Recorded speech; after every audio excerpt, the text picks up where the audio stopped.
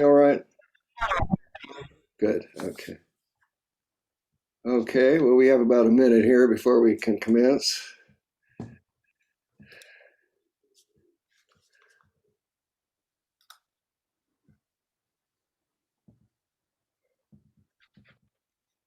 Okay.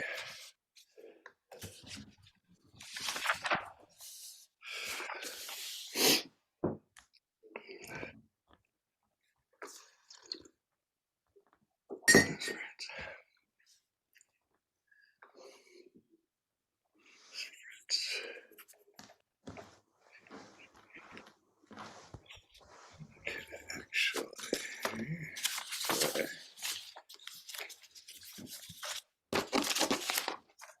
okay.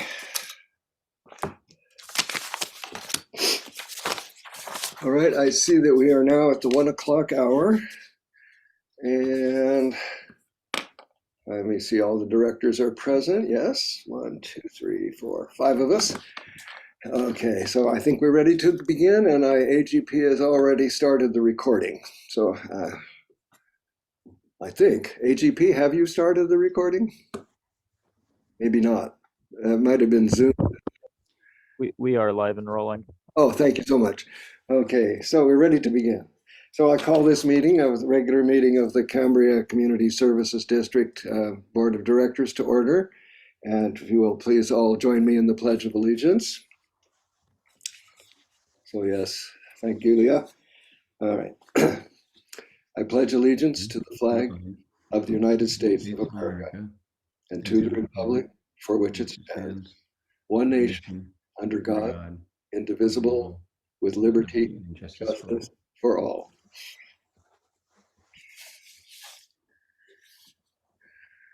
Okay, thank you, Leah.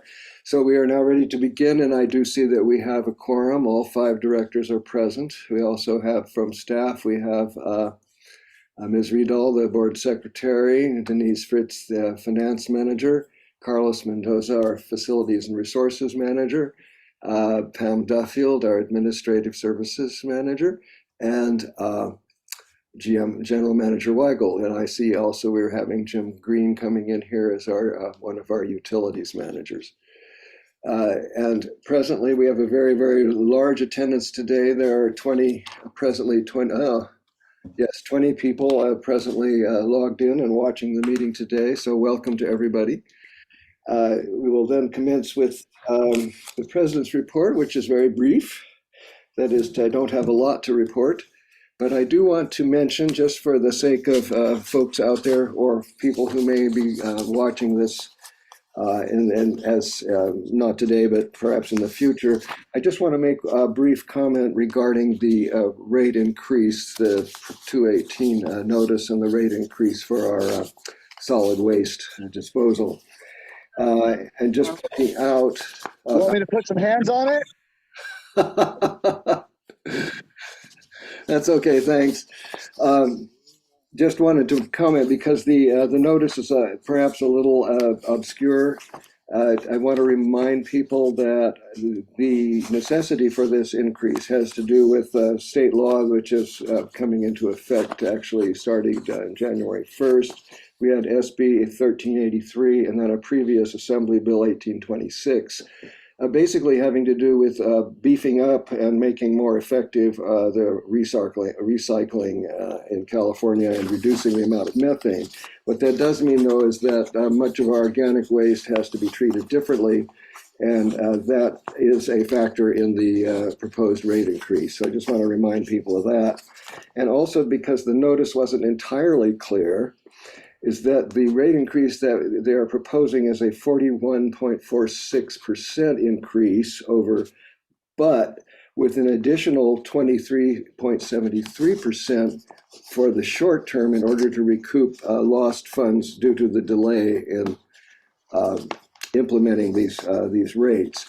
The reason I bring this forward is because in the chart which they gave you, it only showed the rate as it would be with both the 41.46% and the 20.73% together for some 61, 62% increase. I just want to remind people that increase of 62 something percent only goes through April 1st. And after that, the rate will drop back to the 41% increase, plus whatever there might be for a cost of living. So I just want to be sure, because the chart that they propose, that they show you, only shows the higher percentage. So you need to be aware that that's a short-term increase that will drop somewhat. So I just wanted to make that clear, hopefully that if there were any questions about that. Having said that, that's really all I want to say on this one. And I think we are ready to begin with the agenda review, additions and deletions. And at that, before I move to the board itself here, I want to use this opportunity to correct a parliamentary mistake that I made at the July 21st meeting, when we tabled two items, but we tabled them indefinitely, which is an effective way of postponing something forever. When something gets put on the table, it technically should be taken off the table in order to be addressed. So I would like, if there is no objection, I would like the two items that were put on the table on July 24th, which are the discussion and consideration to form an ad hoc committee for the Vets Hall, and the consideration to review and the district core values and adopt the strategic plan. So without objection, I will include these on today's agenda. Seeing no objection? Is there objection? Anyone objecting to that, to untabling? Yes, Mr. Carmel. Mr. President, so you're adding two items to this agenda? No, I was just confirming the two items that are already there. Okay, sorry about that. That's I get that, because it was my mistake. So you have to remember, to table something, if you don't table it to a certain time, it stays on the table until it's brought back. And so I just wanted to cross the I's and dot the T's, as it were, on this one. So without objection, those are in fact included in today's agenda. Any other additions, changes, or deletions to the agenda? All right. Can we clarify those items again, just so that I'm clear as to what you did? Absolutely. So we have untabled the following items. The one is, of course, the review of the core values and the strategic plan update. And so that is now, since we've untabled it, is now 7A of our regular business. We've taken the item off the table. Now, this would have come back anyway, because we do regularly do this, but I'm just trying to keep. The other one, however, is a little more specific, and this is the discussion and consideration to form an ad hoc committee for the Veterans Memorial Hall. And so that is presently now being taken off the table and put on the, hold on a minute, on the consent. Yes, it's on the consent agenda. Okay, thank you for the clarification. Thank you. Anybody else? Are we all clear? Sorry for the confusion on that one. As I said, it was my fault. And actually, Director Gray had originally proposed a tabling to a particular date, and I said, no, it'll come back anyway. Well, it won't come back anyway. So I did want to note that technically you did not need to do that legally. Okay, I just like to be as clear as possible, though. Okay, that's all I have to do. So I think we are now ready for the Pros Chairman's report, I believe, is next. The Commission's report, yes. So Mr. Niffen, is he available? There he is. Yes, Mr. Niffen. Welcome. Hi, everybody, and a very pleasant good afternoon to wherever you may be. And I'd like to open with, I guess, some positive stuff.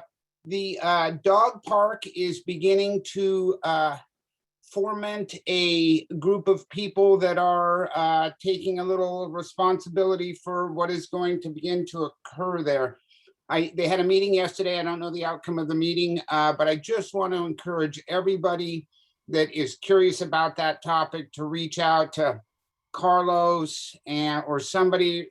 It's beginning to happen, and I just think that's a very positive direction and group to get going and to just assist the community and taking care of things ourselves and not relying on government to do everything for us. So that was a positive thing. And then the second thing that we need to talk about is the pros was asked to come up with a list of things that we want to do on the East Ranch after we get the bathrooms built, which I took to be a plausible thing to ask us. And I was going under the auspices that there was just really no money to spend, and we were just trying to figure out what simple things we could possibly do at the ranch after we get the bathrooms built. But what happened is we ended up opening a can of worms, because what they wanted to know, and it was kind We're of, gonna drop just a little bit of sand. and what Yeah. what they wanted to know was, well, how much money do we have to spend? And I said, well, we don't really have any money to spend, which got us to the discussion, which we all know as a community that we need to have, is how we are going to fund our Parks and Recreation Department in Cambria. And so with that, we'll spend about an hour going back and forth discussing many different options. And it basically came down to, we need to have an open discussion with the community and where we're going with all of this. And I just want to bring up that that a 401c3, if I'm saying all that right, 501c3, sorry, to run the Parks and Rec Department goes on in Templeton. And before COVID, there had been one meeting in December of 2019. And like I like to tell everybody, my information is always only about 80%, so don't hold me to anything. But we had a meeting at the Vets Hall with all the power brokers in town. The Cambria Community Council was there, the Lions, the Legion, and we began a discussion. Then COVID hit and we never had another meeting.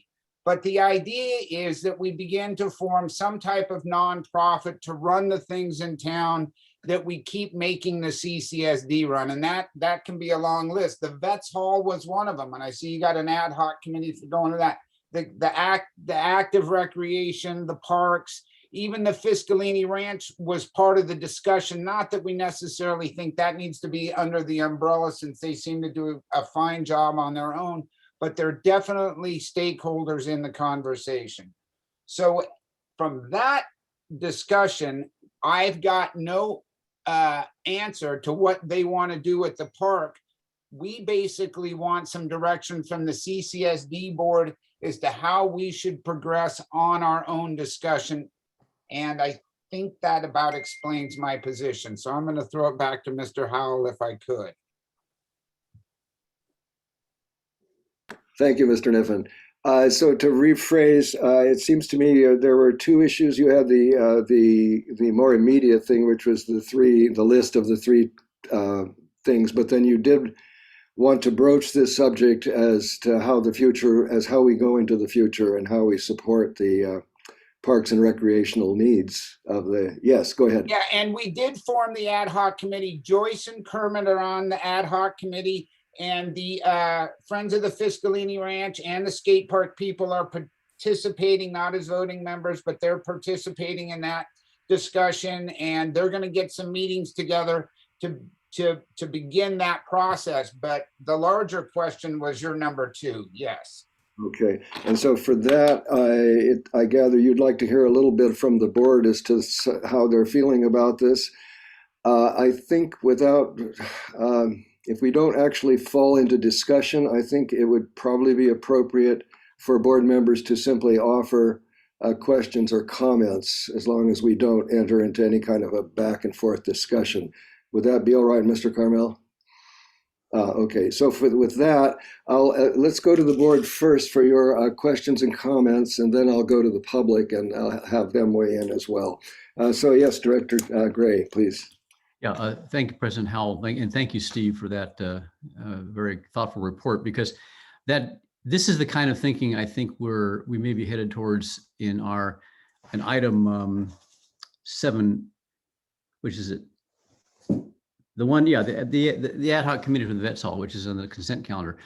The idea of this of having management structures that are public-private in partnership terms, I think that's something we're already kind of moving towards. So it seems like we're going in the same direction at this point, which is nice. And may have further discussion of that one if we take that out of consent, that item. Thank you, Director Gray. Director Stidel. Thank you, President Howell.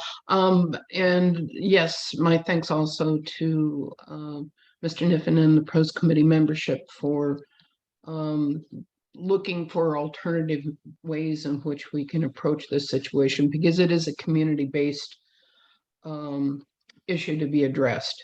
And it is the community who will most benefit from the kinds of things that we're talking about too.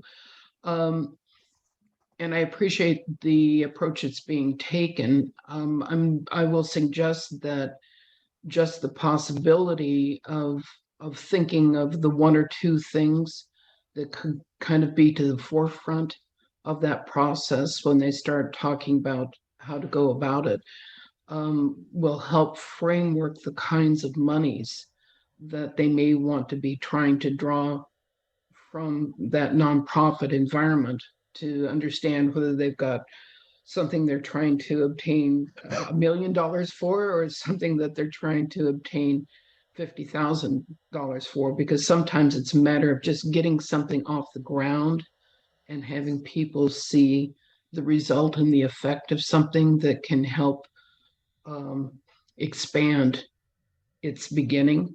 And I think a very large dollar value on the front end of something can kind of squash the idea of what people, might consider participating in. So my suggestion would be still that the membership of pros may want to at least consider an item or two in that East Ranch environment, and not trying to kind of solve all of the issues or all of the questions immediately. Perhaps that will help lead to things actually being executed more quickly. Thank you. Thank you, Director Stidel. Yes, Director Farmer. I don't know if I can necessarily add anything more than what Directors Gray and Stidel have said, other than the fact that it's been well over a decade, even more. Like I say, that let's say the district has in some fashion or another wanted to approach what type of activities, what type of recreational activities for all members of the community are going to be happening out on the ranch. And then it just seems to go by the wayside. So it's nice to know that for a variety of reasons, more initiative is being taken in this area. Hopefully financially, there'll be opportunities for, like I say, the projects, but just knowing that this is moving forward. And we're also grateful for Steve continuing to be the chair of the pros committee, because he just has a certain enthusiasm and a way of focusing on what needs to be done that will help things move forward, I think, in a much more productive direction than in the past, just because more people are going to become involved, members of the community are going to become involved. So thank you, Steve. And we will just keep our fingers crossed. It'll be nice to see the East Ranch developed in a way that all, like I say, all members of the community, no matter what their background, what their income, whatever, will be able to enjoy the ranch. Thank you. Thank you, Director Farmer. Vice President Dean. And I agree with everything the rest of the directors have said, but in looking at some possible projects that we could start off with, if that's where we're going, is picnic tables, a picnic area for the community. And that would be something that wouldn't involve a lot of money. We had talked also about a little exercise loop and possibly a play area for kids. So those would probably be lower dollar projects that we might look at as funding becomes available. So just a couple of suggestions. Thanks. Thank you, Director Dean. Yes, Mr. Niffen. Yeah, that is exactly what I was thinking when I asked them when I charged them with that. And when they came back was, how are we going to take care of our future? I was like, oh no, now we've got to, fix the whole car, when all I wanted to do was put some air in the tire. But so let me see if I can say this. The five of you as board members are pretty influential in the community. If we can all really reach out and try to coalesce a group of power brokers that are effective workers in the community, and not people that want to be in front of TV and do what we're doing right here. In fact, there's a group of very efficient people that can do stuff that don't want to do what we're doing. And if we could get them together to kind of get behind the scenes and get behind this thing to try to take care of, and it's the fun stuff we're asking them to take care of, right? We're not asking them to take care of the infrastructure and the water and the sewer. It's the fun things. And if we can get that out of the government and get the cost onto the public where we want to pay for it, I just think it's a win-win. But we've got to find that group that's willing to take that. Good. Thank you, Mr. Niffen. Yeah. Excellent. Yes. Before we move to the public, I'll just put my one penny's worth in is that I'm just very impressed. I watched the last pros meeting, and I've always found the commissioners to be very involved and seemingly and very capable. And what I'm getting a sense now is that there's finally some real work that they are ready and really and raring to go. So more power to you all, and many thank yous for and thanks in advance for what's coming forward. I think this is probably the beginning of developing a very strong Parks and Recreation focus in this community. I think it's very, very good. Yes, Director Steidel, and then Director Farmer. This is just a quick ask of Mr. Niffen. I just want to make sure that when we finish today, he feels he's gotten sufficient feedback from the board and or support to what he's brought to us, because he came with an open question still. And I just want to make sure, before we leave the topic, that Mr. Niffen feels comfortable that he has something back from us and he hasn't just been set aside in any way. Yeah. No, I feel like you've completely answered my question. Oh, yeah. Thank you. Thank you. Thank you, Director Stein. Thank you, Mr. Niffen. I was kind of wondering that too. And I see Director Farmer has his hand up. So please go ahead, Director Farmer. Yeah, just very briefly, I just want to follow up on what Vice President Dean said with regard to picnic tables and other things. And it just reminded me that it could be that what we do on the East Ranch in many ways could supplement what is happening at Shamwell Park to give an alternative for the activities that take place over there. So I think that was a great thought on her part. Thank you. Okay. Thank you, Director Farmer. Well, so before we leave the topic, let me move to the public to see if anyone would like to weigh in on this issue. So folks out there, this is your opportunity to say something to Mr. Niffen or to the board. I'll give you just a minute, and while you're thinking about that, Ms. Riedel, do we have any written public comment related to the Pros Commission report? No, we do not. Oh, thank you. Director Gray, it looked like you were possibly going to raise your hand. Oh, no, I'm not. Okay, no. All right. Seeing no comments from the public, I want to thank you, Mr. Niffen, and I'm going to I hope that we did in fact answer enough to get you guys moving. If at some point you feel that you want an actual board action, a little more formality, if you would simply contact me or Vice President Dean, we can actually make an agenda item. And if we need to go more deeply or actually reach some kind of a decision about something. So don't. Well, it's coming down the road, so we're going to get there, but we're going to be good for a month or so. Okay, well, I'm just saying don't be shy about that. Okay, thank you. Okay, well, thank you, Mr. Niffen, and thanks to you and your commission for your work. I'm totally looking forward to likely to be we're going to see some good stuff come out of this, I'm sure. All right, moving right along. We are now ready for the general public comment for items that are not on the agenda. And at this point, I usually let people know who's here. There are 24 of you all together, and I'll simply read the list of anybody who's got a first and last name.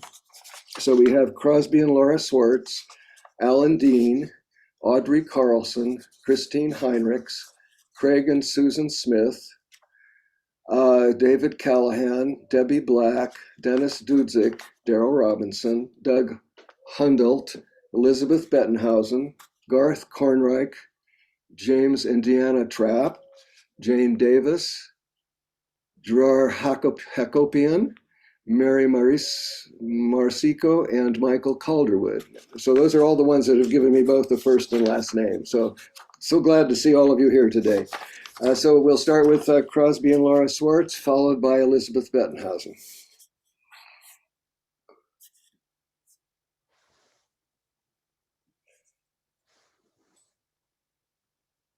Oh, okay, here comes Elizabeth. Yes, I am not Crosby and Laura Schwartz. Yes. Would you like me to wait? No, for some reason their hands went down. So, Oh, so you're the one. So okay. Oh, thank you. Thank you very much, President Howell. I have some comments to make in the opening public comments here. I want to refer to the agenda for next week. There's a notice in the Tribune this morning of the public hearing at your meeting next week on August 18th, proposing to raise the conservation commitment to stage 3. So I hope that you're also going to mention that to alert people that the agenda isn't posted yet on the CCSD website for next Thursday, but the notice for the public hearing is already in the Tribune. Second, the LA Times today has a notice of Governor Newsom's plan to address the hotter, drier climate that will reduce California's available water by 10% by 2040. I repeat that. The prospect is that the hotter, drier climate will reduce the available water in California by 10% by 2040. That's part of climate change or climate emergency or crisis, however you want to label it. So Governor Newsom calls on state agencies to develop and adopt water supply strategies to deal with the situation in 10 steps. That's in the LA Times today for more discussion. Before your next meeting, I will send you a graph showing residential and commercial conservation percentages since 2013 in Cambria. In 3 years of the 9 years since 2013, residential usage has conserved water use by 40% or more. In 1 year of the 9, commercial usage has conserved almost a third. The exact comparisons will be on the chart. I hope that you will have an opportunity to take a look at that at your convenience. I will also be posting it on social media, because I think one of the big issues that looks at us here in Cambria from our own activities is the difference between residential and commercial conservation, whether or not there are merits to it, whether or not there are problems to it. I've never heard much of a discussion, I have to say, although that might be my bad memory, from the board of directors about this issue. But what is fair to require of the commercial people by CCSD, by the commercial people for conservation? And at the R&I meeting recently, Ms. Blake said that the board can require anything at any time for enforcement of conservation rules. So I think that's a very important aspect of your responsibility or opportunity, however you construe it. Thank you very much, Mr. Chairman. Mr. President, I look forward to this meeting today, all the way to 8D, on which I will have comments. Thank you. Okay, thank you, Dr. Bettenhausen. Okay, now everybody that's got their hands up, if you'll leave your hand up, that will keep your place in line. So don't take your hand down until you've spoken, unless you decided not to speak. So I'll let you know who I've got in line right now. We have Crosby and Laura Swartz, and then Craig and Susan Smith, then Jeffrey, Jim Spencer, Dennis Dudzik, and James and Deanna Trapp. So let us start then with Crosby and Laura Swartz, please. Okay, good afternoon, everybody. Thank you for letting me in this time. I don't know what happened electronically, but somehow we got switched around. Okay, similar to what Elizabeth said, Ms. Bettenhauser. Okay, I too was at the R&I meeting, and I'm the one that asked the question. Well, first of all, our engineer said that we're going to be going to a stage 3, which will be discussed next week. And the reason he gave is because we had gone to a 2 but not all of the community reached its 20% reduction. So it was obvious to me that I needed to ask them, well, what part of the community didn't reach the reduction? And she waited a bit and then came back 5 minutes later and said, well, it's the commercial side that did not reach the reduction. So now we're going to go into a stage 3, and the residential people are going to have to go a little farther than what they really need to, because the other part of town didn't do it. And I'm not trying to cause trouble between this and that and the other thing, between commercial and residential, but it really needs to be fair. I mean, we're being punished even though we reduced to take care of the other people. Ray also said that if we don't reduce now, that they're going to pile it on and reduce it more next time. So we're going to keep going up these stages until everybody complies. So the reason I'm saying it now is we have an extra week to start getting the people that haven't complied to comply. And I realized commercials is very important to this town, brings in money and we have visitors and, you know, all this kind of thing. But the residential people are the ones that pay all the property taxes. We're the one that keep this place going so that they have some place to visit. So please have a fair handed in this and let's everybody reduce to the same amount. Thank you for listening. Thank you, Ms. Swartz. All right, we're now ready for Craig and Susan Smith, please.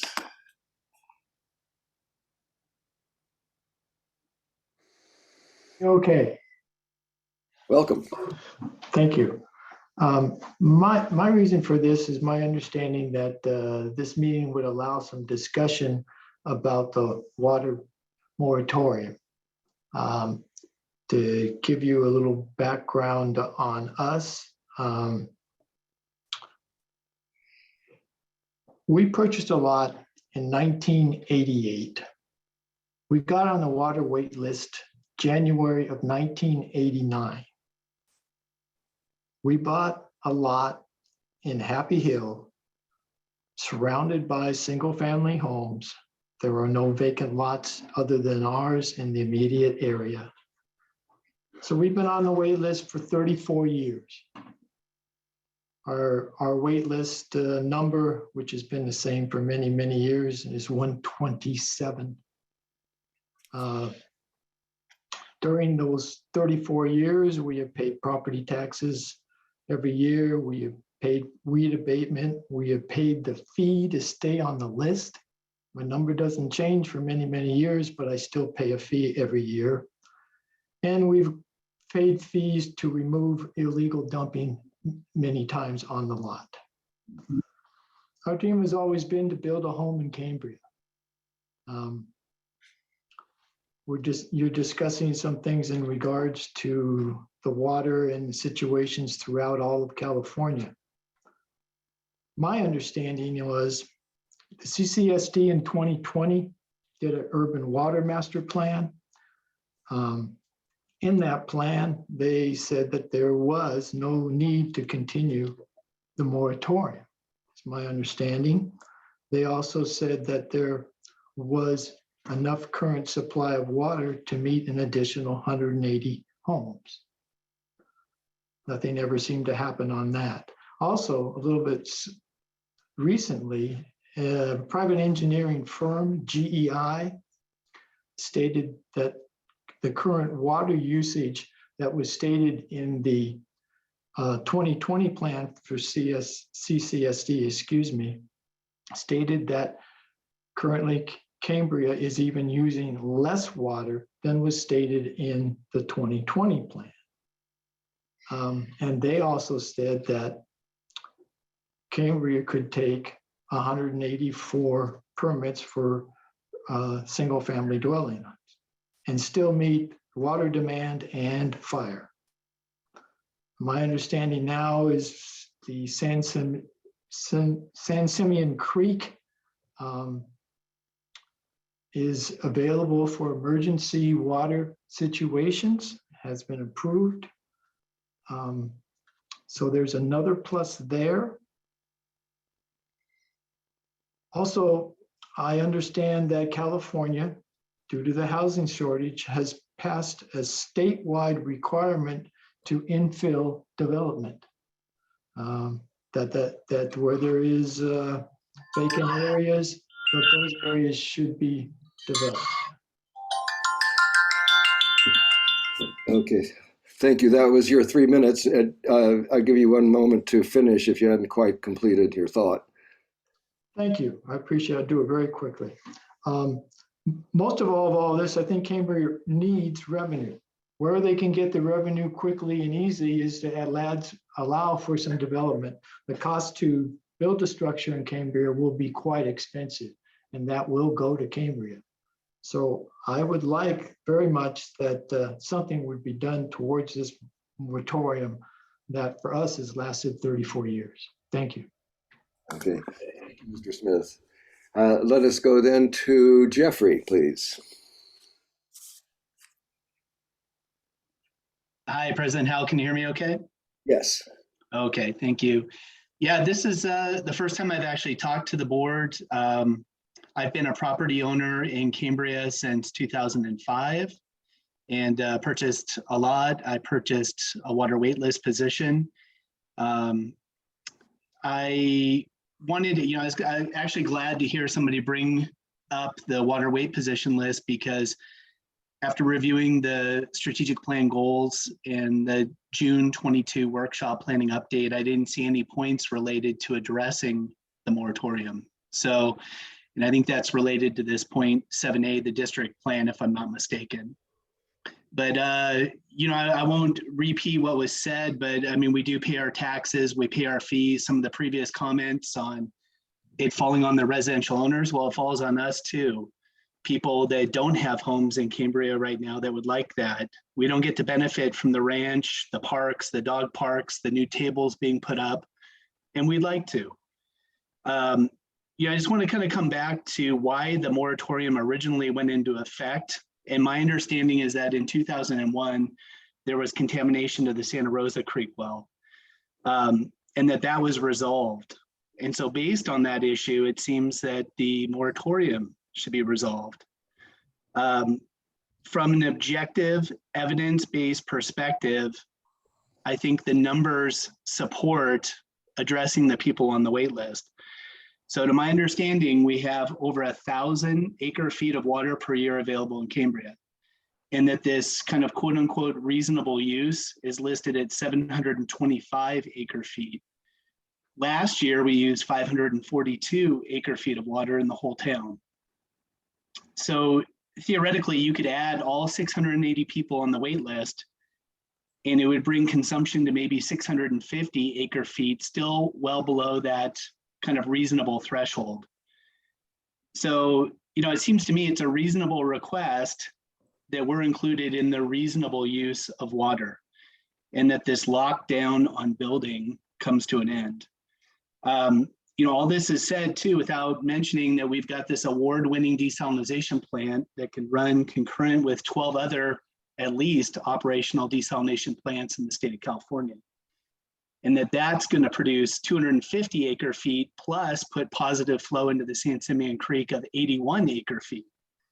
So the bottom line here is that I think there's enough water for all of us. Those of us that are on the wait list, we are not going to give up on our right to build. Really, as part of the community of Cambria, we want the board's support on our constitutional rights. We want to lift the moratorium. We want to have you aid in the development of our infill lots. And, if it means a follow-up meeting, and I'm just going to finish here. If it means a follow-up meeting open for public interaction for further discussion, I definitely would like to get that on the agenda. Thank you. Thank you, thank you, Jeffrey. Okay, it is now Jim Spencer, please. Excuse me, President Howell. Can we get Jeffrey's last name for the record? Thank you for that. Jeffrey, would you be so kind as to let us know your last names just so we can record the fact that you spoke at public comment? Yeah, no problem. Forrest, F-O-R-E-S-T. Okay, thank you. Thank you, Mr. Forrest. Yeah. Okay, so now the next one here is Jim Spencer.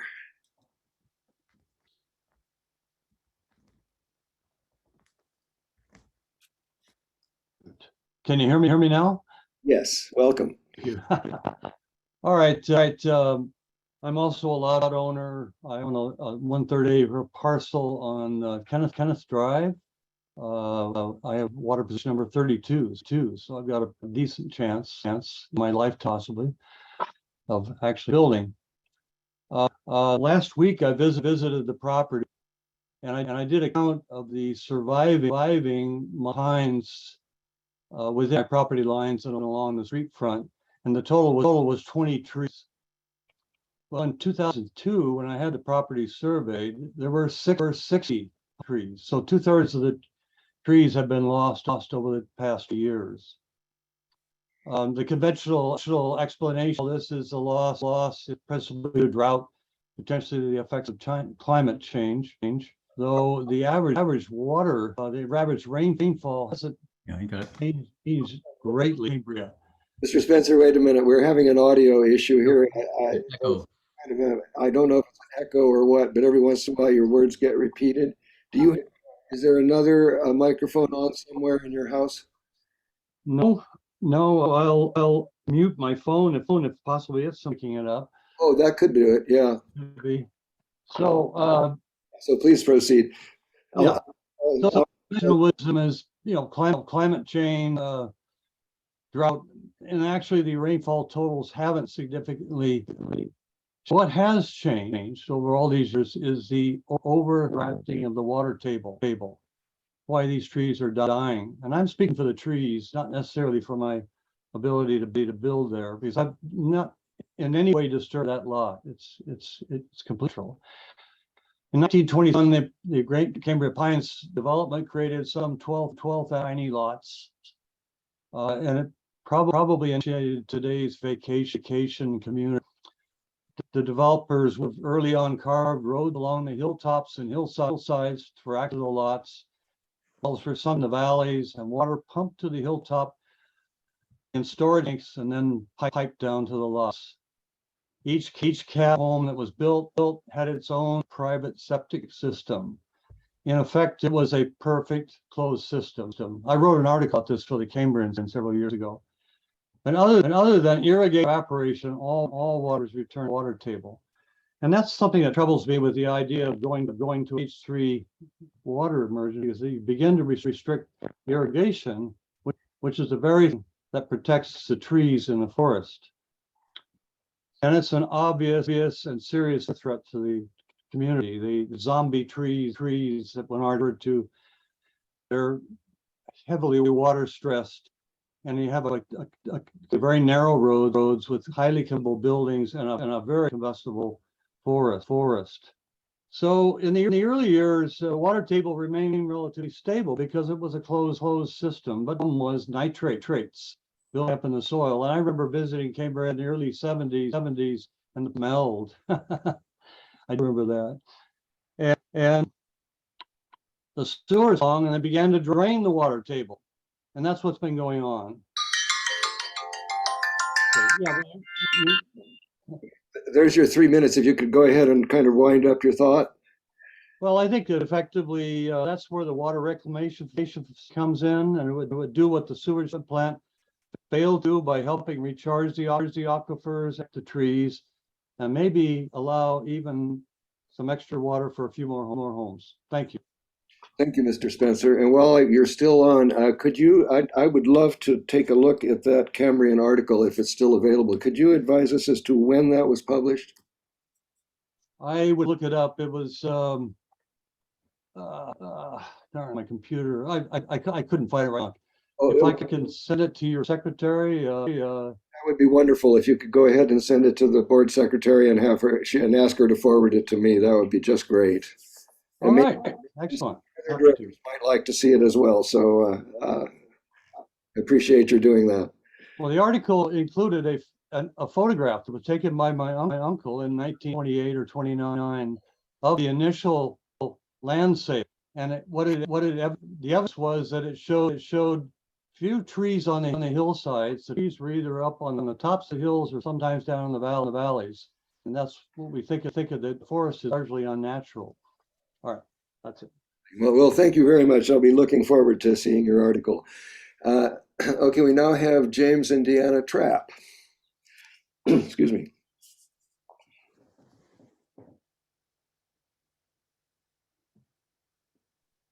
Hello. Welcome. Thank you for letting us have some time to talk. We have been lot owners since 1994. And during that time, we've paid our taxes and helped the community. And now we feel like it's time the community helped us. And in that way, we can be more a part of the community and help in other ways too. It's a beautiful place. We would want to keep it that way. And I thank you very much for letting us speak. I have read that the total build out would only increase the community by 15%, which doesn't seem like a great amount. And we certainly would enjoy being there with you. Thank you. Well, thank you very much for your comment. Okay, we now have Marie Marsico. Marie Marsico, please. Welcome.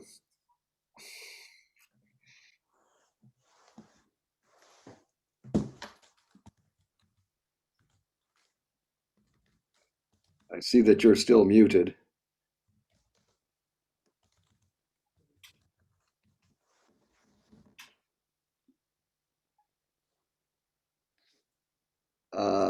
Ms. Marsico, you'll need to turn on your microphone somehow.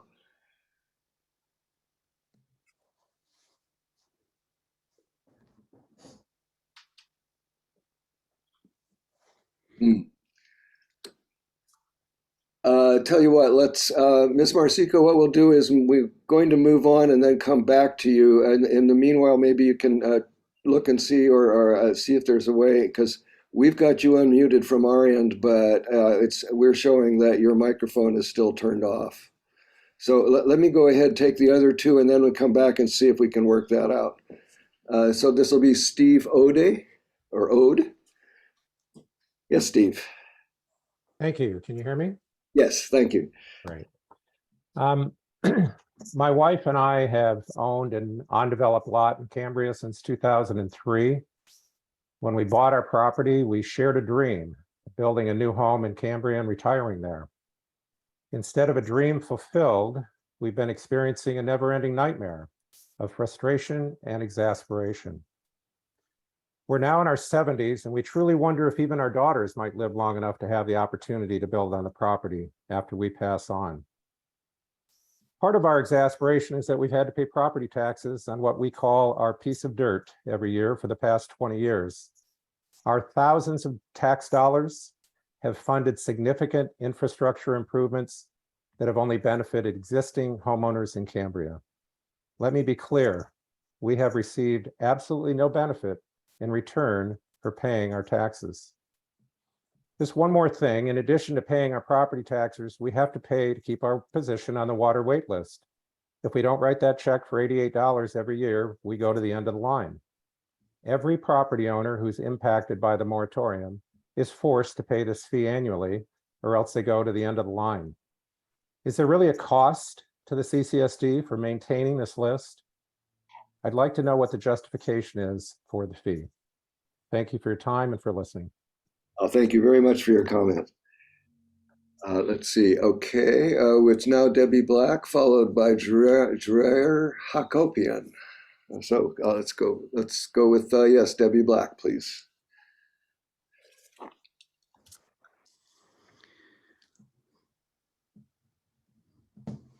Can you hear me now?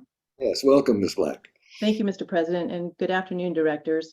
With your permission, I'd like to read a brief letter I wrote to submit to you when I didn't think I was able to attend today. All right. Thank you. Dear CCSD Board of Directors, thank you for including in your strategic plan update the continuation of the permitting process for the water reclamation facility, which will play such a vital role in Cambria's safety and health in the future. My name is Debbie Black, and I wish I could say I live on Bradford Road, but sadly I can only say I'm the owner and steward of a small piece of forest on Bradford. I was in my 40s and had brown hair when I bought that land to eventually build a small retirement home when my water position number came up. Now I'm gray and a year away from 70, still waiting and hoping I'll be able to build that cottage before my number is up. Over the decades, I've driven to Cambria to attend CCSD meetings. I've studied reports and master plans and strategic plans. Mainly, I feel optimistic that we can all work together to ensure Cambria maintains its character and water security while allowing to come on board the infill lots that were originally platted. However, it seems there are a few Cambrians who still feel that those of us on the water wait list are outsiders. We are not outsiders. We consider ourselves Cambrians, just like you. We care deeply about Cambria and yearn to contribute to its vitality and community, just as you do. The difference is we own land we're not allowed to live on. We can't vote, so we have no representation. Yet we pay every tax and fee asked of us to support Cambria. We're expected to pay our property taxes to help Cambria schools, the fire department, the ambulance, and roads. We've complied. I joined my Bradford neighbors to vote yes to pave the street and contributed $6,000, my fair share. That in addition to 21 years of property taxes. We on the water wait list are required to pay $88 each year to maintain the list that has, for all intents and purposes, remained static for decades. We've complied for an estimated total of $58,246 per year, year after year since 2003, totaling approximately $1.2 million directly to the CCSD.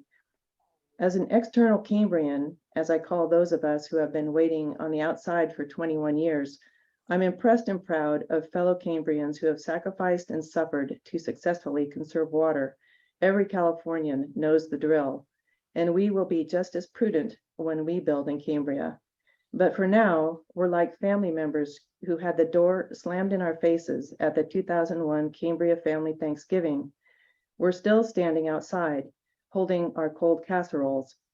As directors, please continue to represent all Cambrians, even those outside the door who may not be able to vote for you, but who have been paying all along to support Cambria and its future, our future too. Thank you.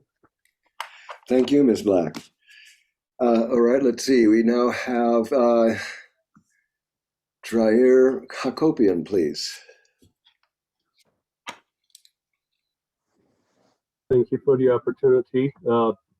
I am also a lot owner in Cambria for over a decade, and I hear all of the frustrations from all the previous speakers and their disappointment in how we have been dealt with. I look at the board of directors as representative of all Cambrians or all property owners. I agree with all of the comments about taxation without representation and all the fees that have been paid. I believe the board has a fiduciary duty to represent all of the Cambrians and all of the property owners. The lack of representation or support for lot owners, not allowing them to build, I think it could be considered as a breach of your fiduciary duties. I challenge you to think about that and consider that for future events. Thank you. Thank you for your comments. Okay, let us try again. Yeah, Marie Marcico. Can you hear me? Oh, yes, yes, excellent. Oh, good. I'm sorry. I'm a novice at this stuff, but I thank you for the opportunity to speak.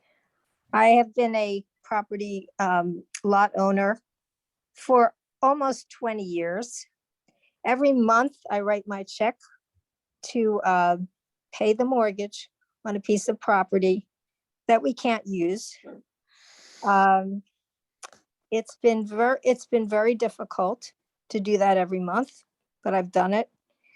And waiting to get some good news from CCSD about the ability to build on our lot. It's starting to actually feel abusive at this point because there is an opportunity with the water reclamation facility to to help all of us to build. We know that there's been more conservation of water in Cambria. That's been great over the last 20 years. But in those 20 years, there's been 2 strokes in our family, my husband, and I have deteriorated physically. And, you know, it's just begun to be a dream gone awry. It's almost feeling as though whoever is in Cambria doesn't want anyone else in Cambria. Their property values will go up. Ours are sinking. We never were speculators. We wanted to build there. And I really think that we should be prioritized by CCSD. There's we don't have a voice. We pay the fees. We keep our fingers crossed. I pay the mortgage on the property, and we're just not represented anywhere. No one cares. So, as someone else had said, it's only going to add about 15% if the lots are able to be built upon, and you would get a lot of people who really love Cambria and would support it, and you know, and make it a better community and not one that just shuts people out. You must come up with a solution, and we're counting on you to give us a hand here. Thank you. Thank you, Ms. Marsico. Let's see. Mr. Hakopian, you've already spoken. I think your hand is, perhaps you forgot to lower your hand, because I'm only taking, each person gets 1 shot. Yeah. Thanks to all of you for speaking and helping us to understand your position here. Mr. Spencer, also, you've already spoken, so I see your hand up, but there will be opportunity for other public comment on other items, but I only allow each person generally one opportunity to speak. So we will now move to our consent agenda. And I'm going to ask to pull, again, if there is no objection, I would like to pull item B, 5B, and have it been dealt with as regular business. And this is the consideration to form an ad hoc committee for the Veterans Memorial Hall. So if we have no objection, I'll go ahead and we'll move that. We'll move that to regular business, and let us, let's do it as item C of regular business. And is that all right with everyone? Anybody else want to pull in? There's only one other thing, but yes, Mr. Carmel. Mr. President, it's not placed on the regular business agenda. It's just handled after A. Oh, okay. Never mind. So we'll hear it after we deal with the consent agenda. Sorry, I stand corrected. Presently, the consent agenda is simply approval of the paramedic service provider agreement between the County of San Luis Obispo, EMSA, and the Cambria CCSD, and authorize the general manager to execute the agreement. Do we need to have discussion on this? Okay, Director Gray? Yeah, I move that the consent agenda be approved as amended. Excellent. Okay, Director Seidel, is that a second? It is. Okay, it's been moved and seconded to approve the consent item A of the consent agenda. Do we have any discussion? Okay, seeing none. Now, I haven't called for public comment on this though, so maybe before we vote, just to keep our rules straight here, I do need to call for public comment. So folks out there, all 20 of you, this is having to do with the paramedic service provider agreement between San Luis Obispo County and the CCSD. So do any of you have anything you would like to say about this particular item? And Leah, do we have any commentary, any written comment on this item? No, we do not. Thank you, Ms. Riedel. Okay, so seeing no comment, and I think in seeing no request to debate from the members of the board, we're ready for a vote. Leah, would you be so good as to call the roll? Sure. Director Gray? Aye. Director Gray, aye. Director Steidel? Aye. Director Steidel, aye. Director Farmer? Aye. Director Farmer, aye. Vice President Dean? Aye. Vice President Dean, aye, and President Howell. Aye. President Howell, aye. Vote is 5-0 and the motion carries. Thank you, Ms. Riedel. Okay, we are now ready for the item which we pulled, which is the consideration to form an ad hoc committee for the Veterans Memorial Hall. So this item is now open for discussion. I think maybe it would be appropriate for me to take public comment first on this. So out there again, folks out there in the world, do you have anything you'd like to say? Okay, I'm not seeing anything. And Ms. Riedel, do we have any written comment on this particular item? No, we do not. Thank you. Okay, Director Farmer, I see your hand is up. Yeah, perhaps I'm in error, but I thought this was being pulled to discuss under regular business, but am I incorrect?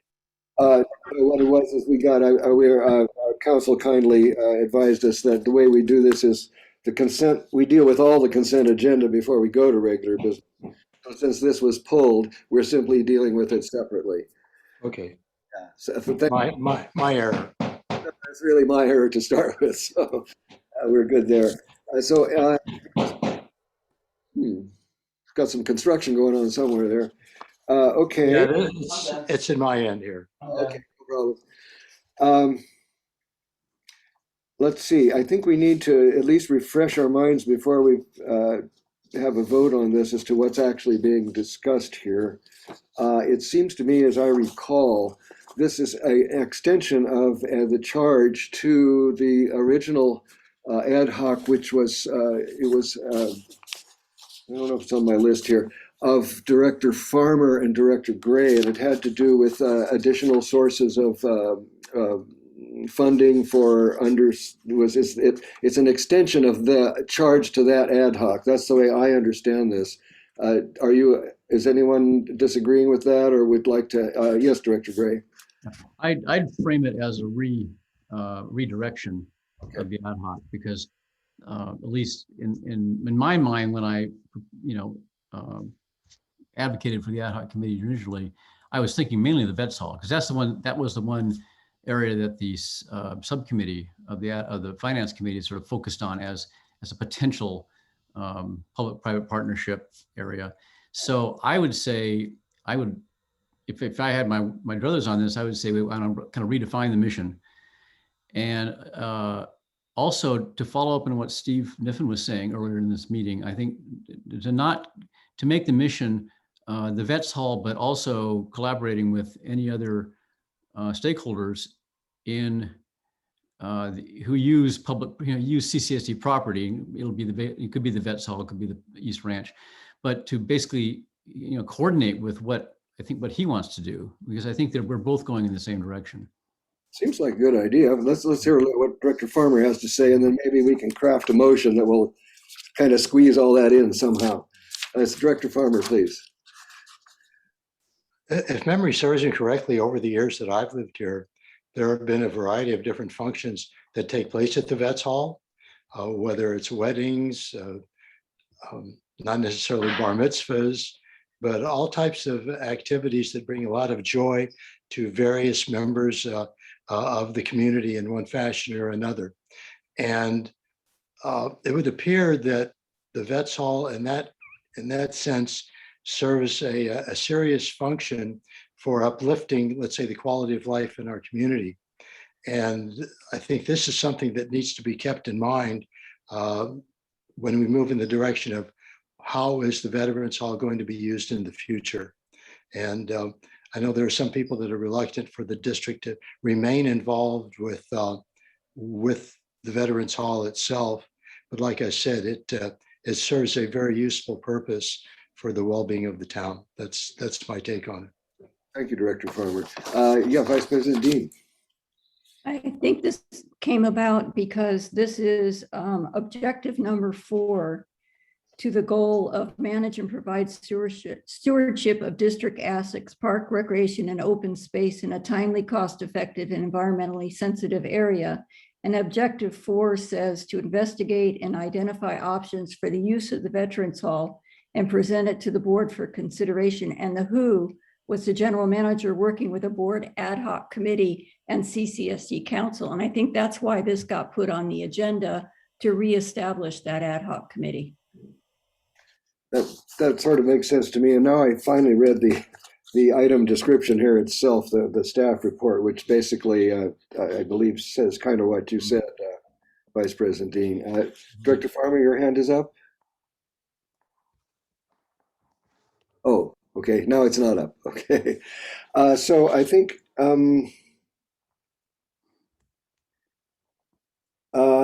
probably the best approach here is, I presume you've all read the staff report, which is basically repeated what Vice President Dean said.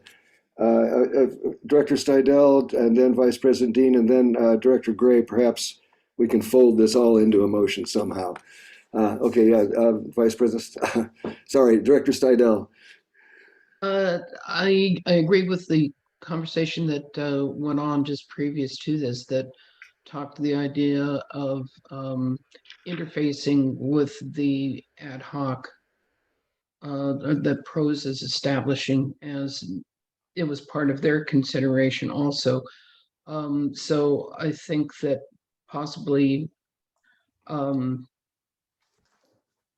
don't know whether it's necessary to add anything to the motion or just consider the motion itself would take into account the interaction with other areas of the community, and that could be considered one. So I guess that could go either way, unless you want to really make a point about defining that as a point of interface by the responsible parties.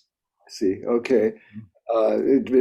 My own thought on that is I think we can be fairly general, but as long as the direction is clear, it doesn't have to be super specific. But that's just me talking, so we'll have to wait and see here. Vice President Dean, and then Director Gray.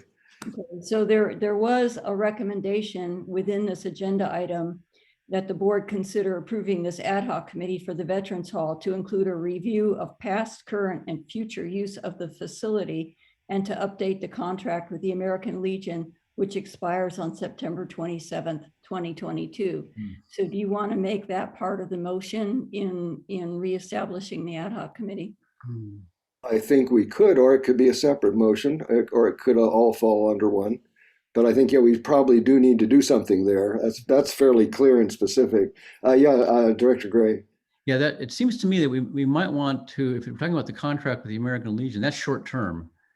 And that's something that probably might have to be dealt with in a separate motion, because it also obviously involves our council, our CCSD council and everything of that kind. And if there's a deadline of September, then we have to sort of deal with that right away. I wouldn't think you want ad hoc committees to get something done in a more long-term planning way.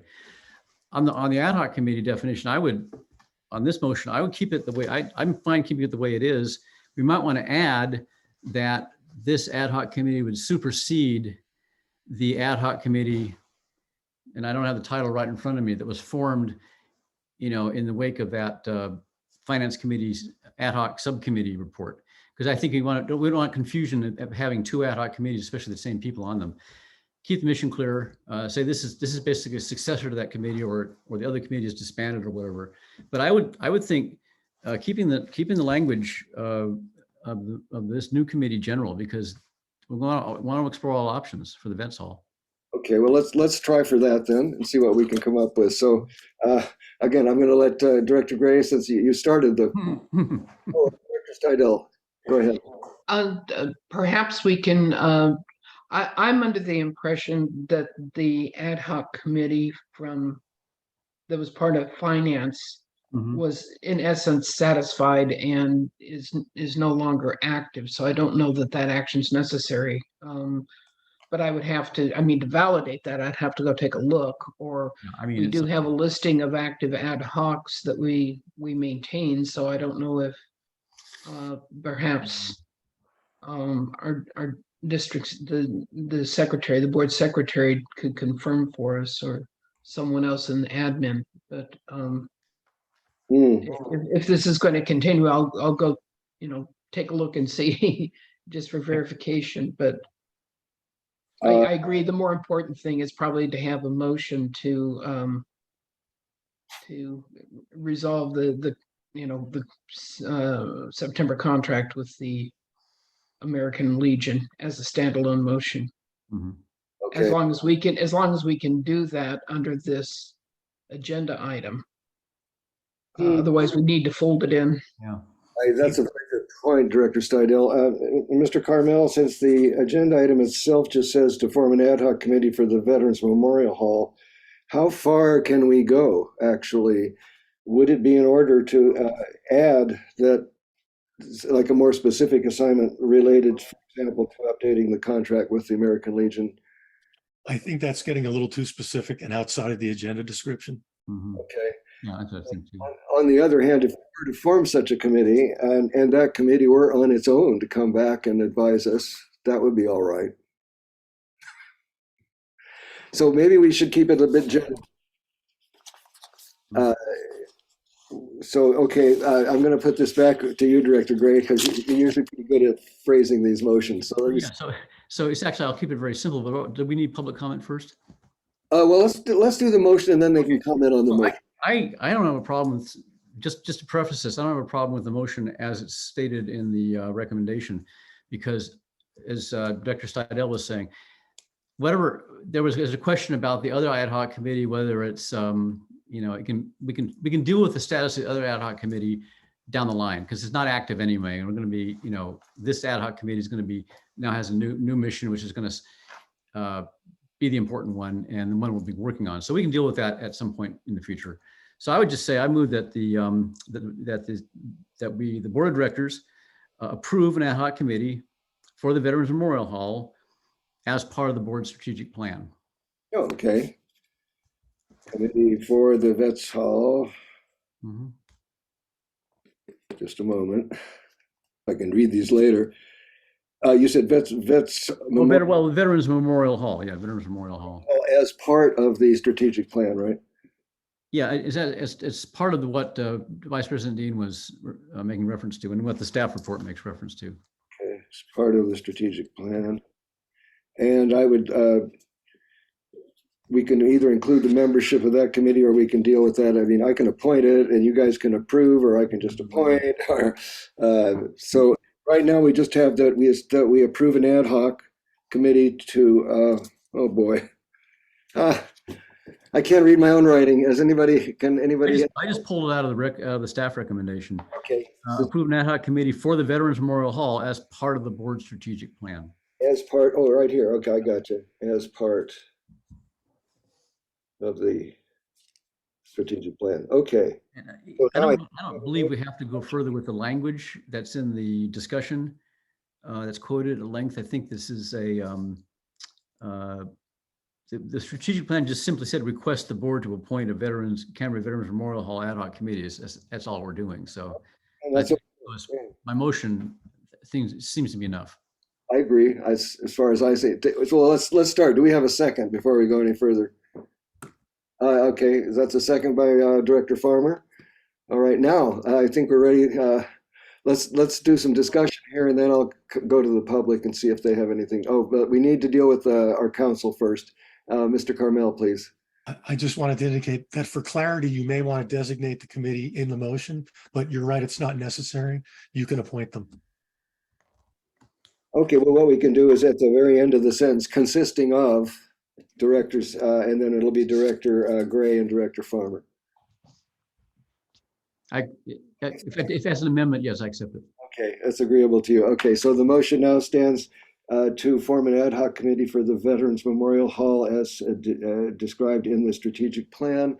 The subcommittee to consist of Directors Gray and Director Farmer. So now we have discussion. Oh, I see Tim's Director, Mr. Carmel, your hand is still up? Oh, okay. Yes, Director Stidel. I was going to suggest that the secondary action that I had mentioned is something that we can take a look at and possibly make assignment for that action with review of the strategic plan itself. Good point. I think that works. That's an excellent idea. Thank you for that. Anybody else? Vice President Dean, you did have your hand up for a minute there. I was just going to point out that the staff report said that you had already appointed directors Farmer and Gray to serve on this ad hoc committee. True, but it doesn't hurt to do it again. Okay, let me go to the public and see if they would like to weigh in on this. So folks out there, there's still 18 of you. Thank you for hanging out and staying with us here. Do you have anything to comment on this? Is forming an ad hoc to look at the Vets Hall and how it's used and what we can do differently or better? Anybody want to say anything? Okay, I'm not seeing anything. Ms. Riedel, do we have any written comment? This will be item, what on earth are we at now? This is 5B, yeah. There is no written comment. Thank you. All right, there's no written comment and no one from the audience wishes to weigh in at this point. If we have no further debate on the issue, I see that no one has their hand up, so I believe we're ready for the question. So Ms. Riedel, would you please call the roll? Okay. Director Gray? Aye. Director Gray, aye. Director Farmer? Aye. Director Farmer, aye. Director Stidel? Aye. Director Stidel, aye. Vice President Dean? Aye. Vice President Dean, aye. And President Howell? Aye. President Howell, aye. Thank you. Motion passes 5-0. Okay, so that takes care of 5B. And now we're ready to move onwards to the, let's make sure I'm in the right place here. Hold on a second. I've lost my agenda. Oh, well. Hazard fuel reduction. Where are we now? I think On the fire hazard fuel reduction hearing. yeah. No, I don't have it. Here it is. Okay, yes, thank you, Director Gray. Yeah, some reason it's a disappearing agenda. Okay, so we're finished with the consent agenda and we're ready for the hearings and appeals. Thank you. So this is the to discuss and consider the adoption of Resolution 53-20-2022, ordering the abatement of public nuisance for the fire hazard reduction fuel program. So let's see, Mr. Weigold, if you would care to present this item. Yes, President Howell. Agenda item 6A is a public hearing to, as you mentioned, discuss and consider adoption of Resolution 53-2022, ordering the abatement of public nuisance for the fire hazard fuel reduction program. Staff recommends that you receive the staff report, open a public hearing, and consider any protests or objections, close the public hearing and make modifications to the parcels listed in Exhibit A. And then lastly, adopt Resolution 53-2022, authorizing the acting fire chief to abate the nuisance by having the weeds and debris removed from the parcels listed in Exhibit A. As you know, and as part of our annual plan, the fire department inspects the owners of the 1,901 parcels to destroy weeds and remove debris. They were identified, and of those 1,901 parcels, we identified 209 that did not pass inspection and have been placed on the contract abatement list, which you have in Exhibit A. So what we're doing here today is getting the boards holding the resolution to authorize the fire chief to then take care of those parcels. The fire chief or acting fire chief is also standing by to answer any questions as well. Excellent, thank you. So at this point, we are ready for the, oh boy. Okay, so I hereby open the public hearing and I'm ready to take any protests or objections. So do we have any protests or objections? Nobody on the board wishes to object. How about you guys out there in the public? Not seeing anybody wishing to object. Ms. Riedel, do we have any objections or comments or anything regarding this? We have 3 written comments. Oh, okay. Shall I read them? All right. The first is from Dennis Dudzik, or Dedzik. I apologize, I'm not sure how to pronounce the last name. Directors and staff, as you are aware, I have been a frequent supportive and collaborative participant in CCSD board meetings and workshops, including last year's strategic planning I'm sorry, effort and the most recent June 27th, 2022 meeting, which was set up to secure public input to your strategic plan update workshop of June 28th, 2022. I viewed the video of that June 28th all-day workshop and reviewed the associated documents in this agenda item packet. Oh, pardon me for interrupting you, Ms. Riedel. I think that's really going to be on 7A. That regarding the strategic plan. Yes, sir. Okay. Yes, all three of them. Oh, okay, okay. So nothing on our hearing here. So just keep those ready. We'll come back. Sorry about that. There is kind of an echo happening from your end, so there may be another microphone somewhere nearby you. Don't know where that might be. Okay, well, so we are now ready to close the public hearing. And let's see, and if we need to change that parcel list in any way. So does anybody need to, I'm not sure where those changes would come from. But does okay, so I think the parcel list will stand if no one has any changes to that. So Exhibit A stands as it is presented in the package. So we're now ready to adopt the resolution authorizing the acting fire chief to abate the nuisance by having the weeds and debris removed from parcels listed in Exhibit A. So I guess we'll need a motion. Anybody want to move? Oh. You can just say so move. You don't have to read. I'll read the whole thing once more. Okay, moved by Director Gray. Director Steidel, you have a question, looks like. We do not need to read the resolution. I think I'll read it after the second. I can read it before the second here. Let's see. I think it's part of the motion. Actually, generally, it's the resolution and then the statement of the title of the resolution. Absolutely right. You don't need to, legally, you don't need to. Okay. Oh, okay. Okay.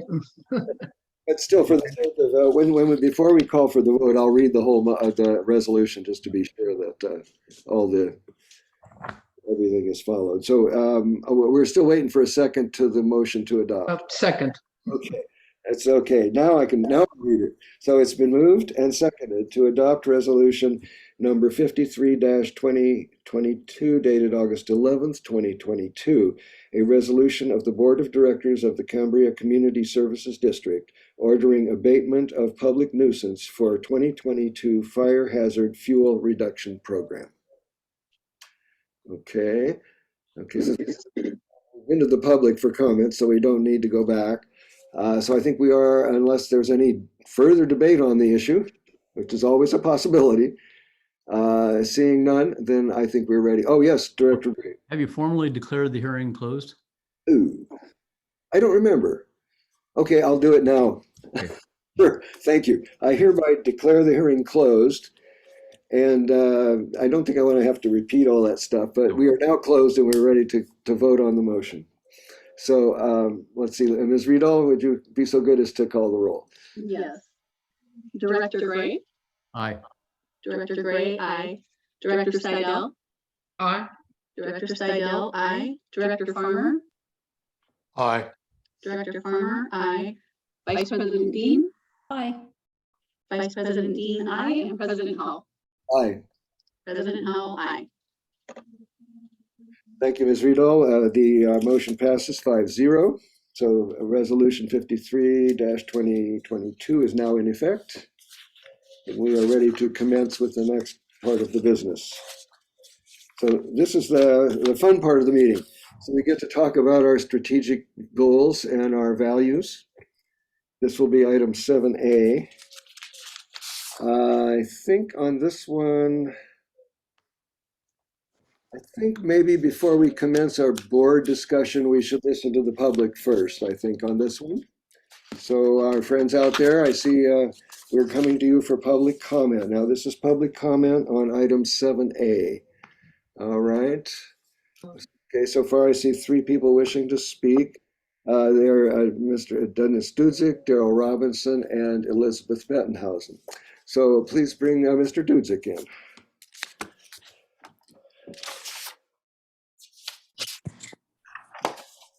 Can you hear me okay? Yes, thank you.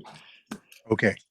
I've been a frequent, supportive, and collaborative participant in CCSD board meetings and workshops, including last year's strategic planning effort and the most recent June 27th meeting to secure public input to your strategic plan update workshop of June 28th. Excuse me.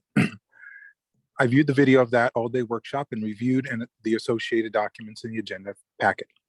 In response to my comments at the June 27th meeting, Board President Howell stated that before the district could discuss, quote unquote, ending the moratorium, the district needs to, quote, know what happens with no winter rain, unquote. Board Member Gray stated that the UWMP is, quote, the way we address safe yield, unquote, a statement to which none of the members disagreed. The GEI report, which the United Lot Owners of Cambria submitted to the staff and board 5 months ago, and which utilized the 2020 UWMP data to evaluate the water supply and demand situation, concludes that it is safe to immediately begin issuing intent to serve letters. Yet this information was arbitrarily disregarded in developing the strategic plan. The board owes it to the community to release this GEI report, which has been submitted to you more than once, along with the district staff's analysis and its conclusions and recommendations, so that the public can understand and appreciate the extent to which water use conditions have changed and be confident that it is safe and appropriate to end the moratorium. The board needs to communicate these findings to the county and Coastal Commission and start the process of securing their support. In this packet, the general manager states, quote, the board of directors utilized community input in developing the update of its district's goals and objectives, unquote.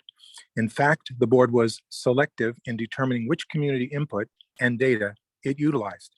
Not only was the GEI report, my input, and other relevant data completely ignored, but now after decades of moratorium and millions of lot owner dollars paid in taxes, waitlist fees, weed abatement, and assessments levied on their lots, the district's proposed strategic plan has eliminated any discussion of growth, has no intention of balancing growth and resources, and no plan to do what it takes to end the moratorium, ever. This goes beyond taxation without representation.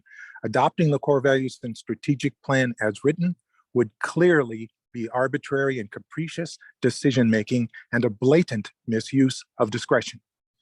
The CCSD board has a duty to adopt core values and a strategic plan that consider all of the data and includes the goal to end the moratorium and a plan with the steps, milestones, and dates needed to achieve that goal. Please do the right thing now and defer board adoption until the core values and strategic plan are amended accordingly. Thank you.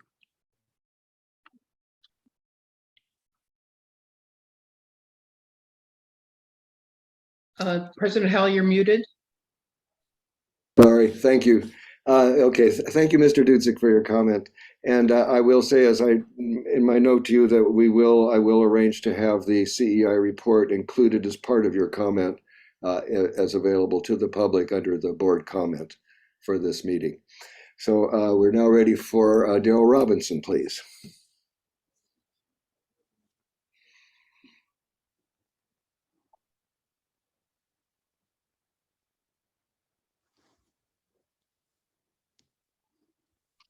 Welcome, Mr. Robinson. Now? Can you hear me now? Yes. Thank Okay, you. sorry, I didn't realize I was muted. Yes, I am Daryl Robinson, president of United Lot Owners of Cambria. And I want to thank Mr. Dudzik for his cogent comments just now. And I'm pretty much echoing what he had to say. Our issue here today is that the latest draft of the strategic plan doesn't include anything about a goal to lift the moratorium and allow growth. Our group put a lot of time and money and effort into preparing and submitting a professional science-based review and analysis of Cambria's 2020 Urban Water Master Plan, which is a good document, as we feel is ours. Our report makes it clear that lifting the moratorium now and adding us to your water service network will not take anything away from existing residents. It will not add any risk to the creeks, and it will not increase the frequency of drought emergencies. So this isn't really us versus you or us versus the creek. We don't actually add any problems to your district if we're there. The problems that exist today already exist without us, and they will exist just the same if we were all connected. So we submitted our report months ago and we received no response whatsoever to it. And with all of this, we're feeling totally ignored, except whenever it's time to send us bills. You have no problem reaching out to us for that. So on behalf of all of the vacant lot owners, I just want to remind you that we're out here and we're watching. Ignoring us is not going to make it go away. So please get this issue moved back to the front burner on your to-do list. By definition, a moratorium is temporary, and it's time to put an end date on it. Thanks for your time today. Thank you, Mr. Robinson. Okay, we are now ready for Elizabeth Bettenhausen, please. Thank you very much, President Hall. Welcome back. I want to raise only one quick point of basically a question, because I, as I've said before, don't spend a whole lot of time looking at your strategic plan, and probably should. But for today, I'm wondering why there's no mention at all, as far as I can tell, of the need for a permanent new distribution pipe for the San Simeon well fields. That's been a major point that Mr. Dienzo has raised in R&I, than what part of the details involved in that. So perhaps I don't understand the meaning of your term goals or objective. But anyway, in my judgment, that crucial element of your water service should be part of your strategic plan immediately. And that's certainly for the next 3 years, because if it's not done, we could run into, as you've said and staff has said in your meetings, we could run into the same problem of another break in that same area, even though I'm sure the temporary is serving us well at the moment. But there are major decisions to be made there, including environmentally safe habitat area and et cetera. So that's the only point I wish to raise. I'm not saying there aren't any others that deserve attention, but I haven't read the document carefully enough, and I won't pretend that I have. Thank you. Thank you, Ms. Bettenhausen. Okay, I see there's no further public comment. I've received a request to take a break. I think this might be a very good time before we open this for discussion amongst ourselves. So, Ms. Riedel, you have 2 more items of public comment. Yes. Go ahead and read those first and then take a recess if everyone is agreeable. Okay, let's try for that. Okay.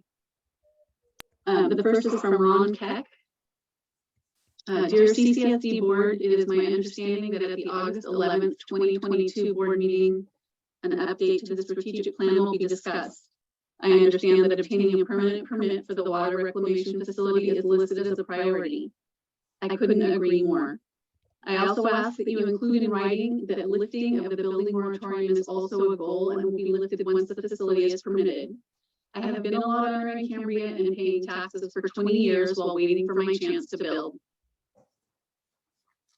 Don't know how many years I have left, but I assure you my children will carry on my fight if necessary.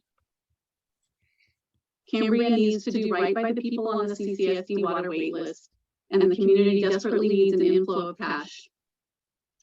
The community fights every attempted raise in water and sewer monthly billing rates, but when you have no new revenue coming in and water usage down, CCSD is not generating the revenue needed to maintain its infrastructure.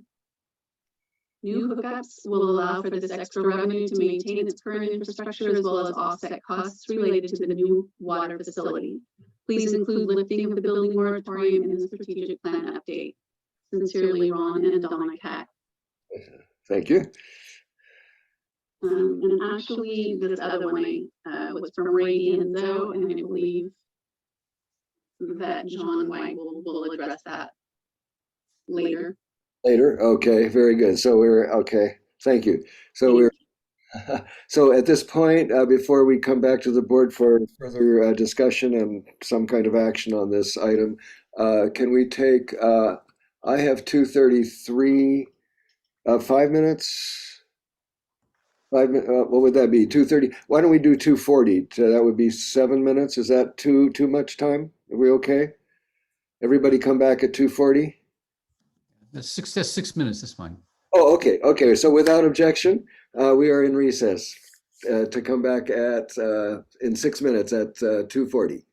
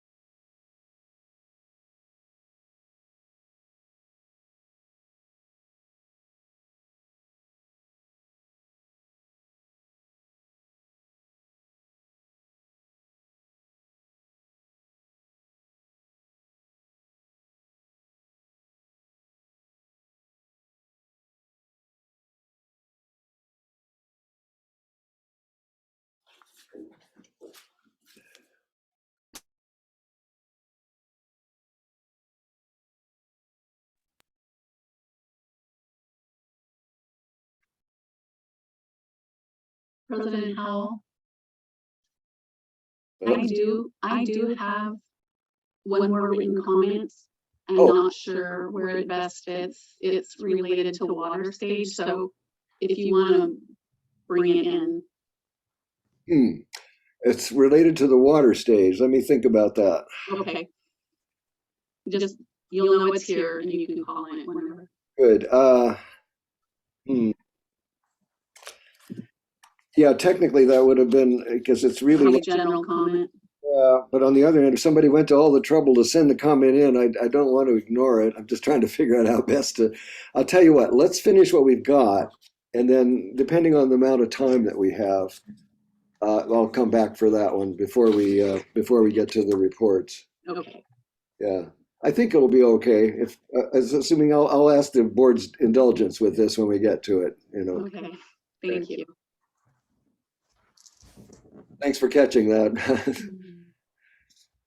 Are we all back? We're not quite back yet. I think all the board members are here. I think we can commence. Yes, all 5 board members are back.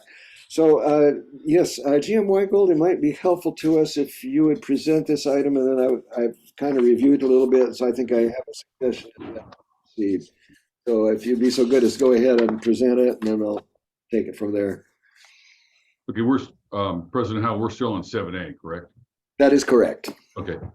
So 7A, agenda item 7A is a review of the district core values and discussion and consideration to adopt the district's strategic plan update.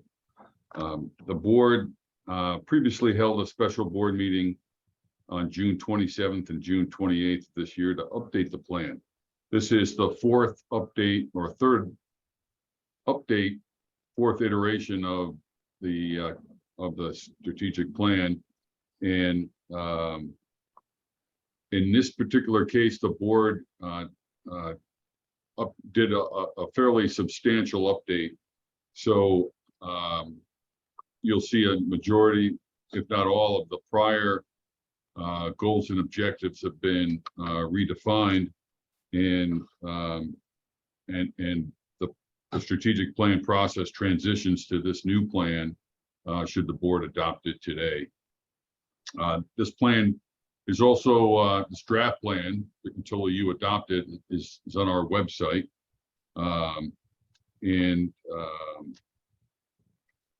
the board's objective here today is now to review this. If you look on page 20, we have a list of next steps and follow-up for the process. So we're about halfway down the page.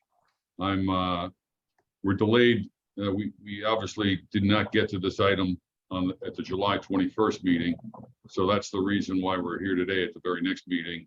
And this is General Manager John Weigold, and I'm presenting the strategic plan to the board and the public.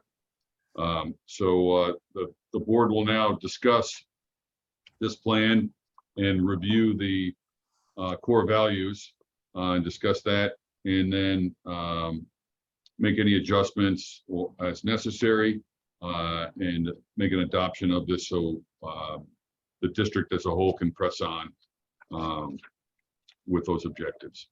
Thank you, Jim Weigold. So yes, so just to reiterate, there's really 2 items here that we need to deal with. The first is to review and consider adopting the revised core values and their descriptors as one separate item.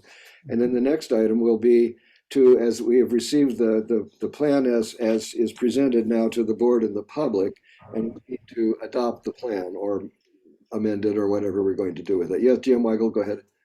Oh, I was also going to add that we've included as an attachment the ad hoc report from directors, Vice President Dean and Director Steidel, and they're obviously able to stand by and walk the board through some of the suggested core values that they worked on as part of their report.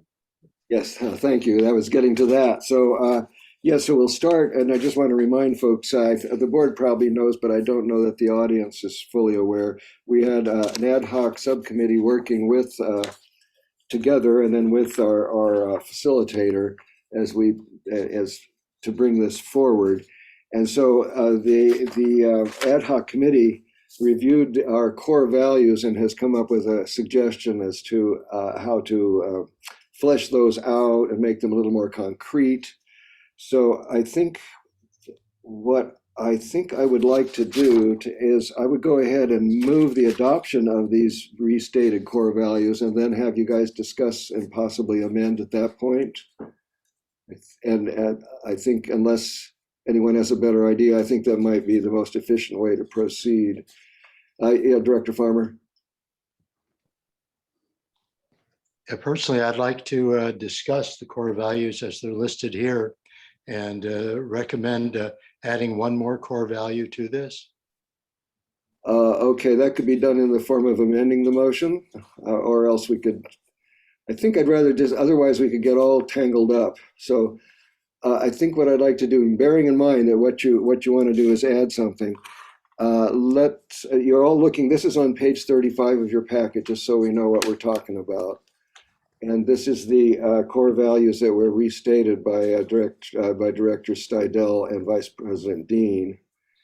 Yeah, go ahead, Vice President Dean. Okay, so do you want Director Steidel and I to say anything about how we came up with these core values and the definitive statements attached to them before we do a motion? So everybody knows what we're looking at? It could be either way. If you'd prefer to go ahead and present the thing first, and then we can also bring in Director Farmer's thing and then craft a motion from that, we can do that. It seems to me it looks like that's something you would feel better to do than going the other way.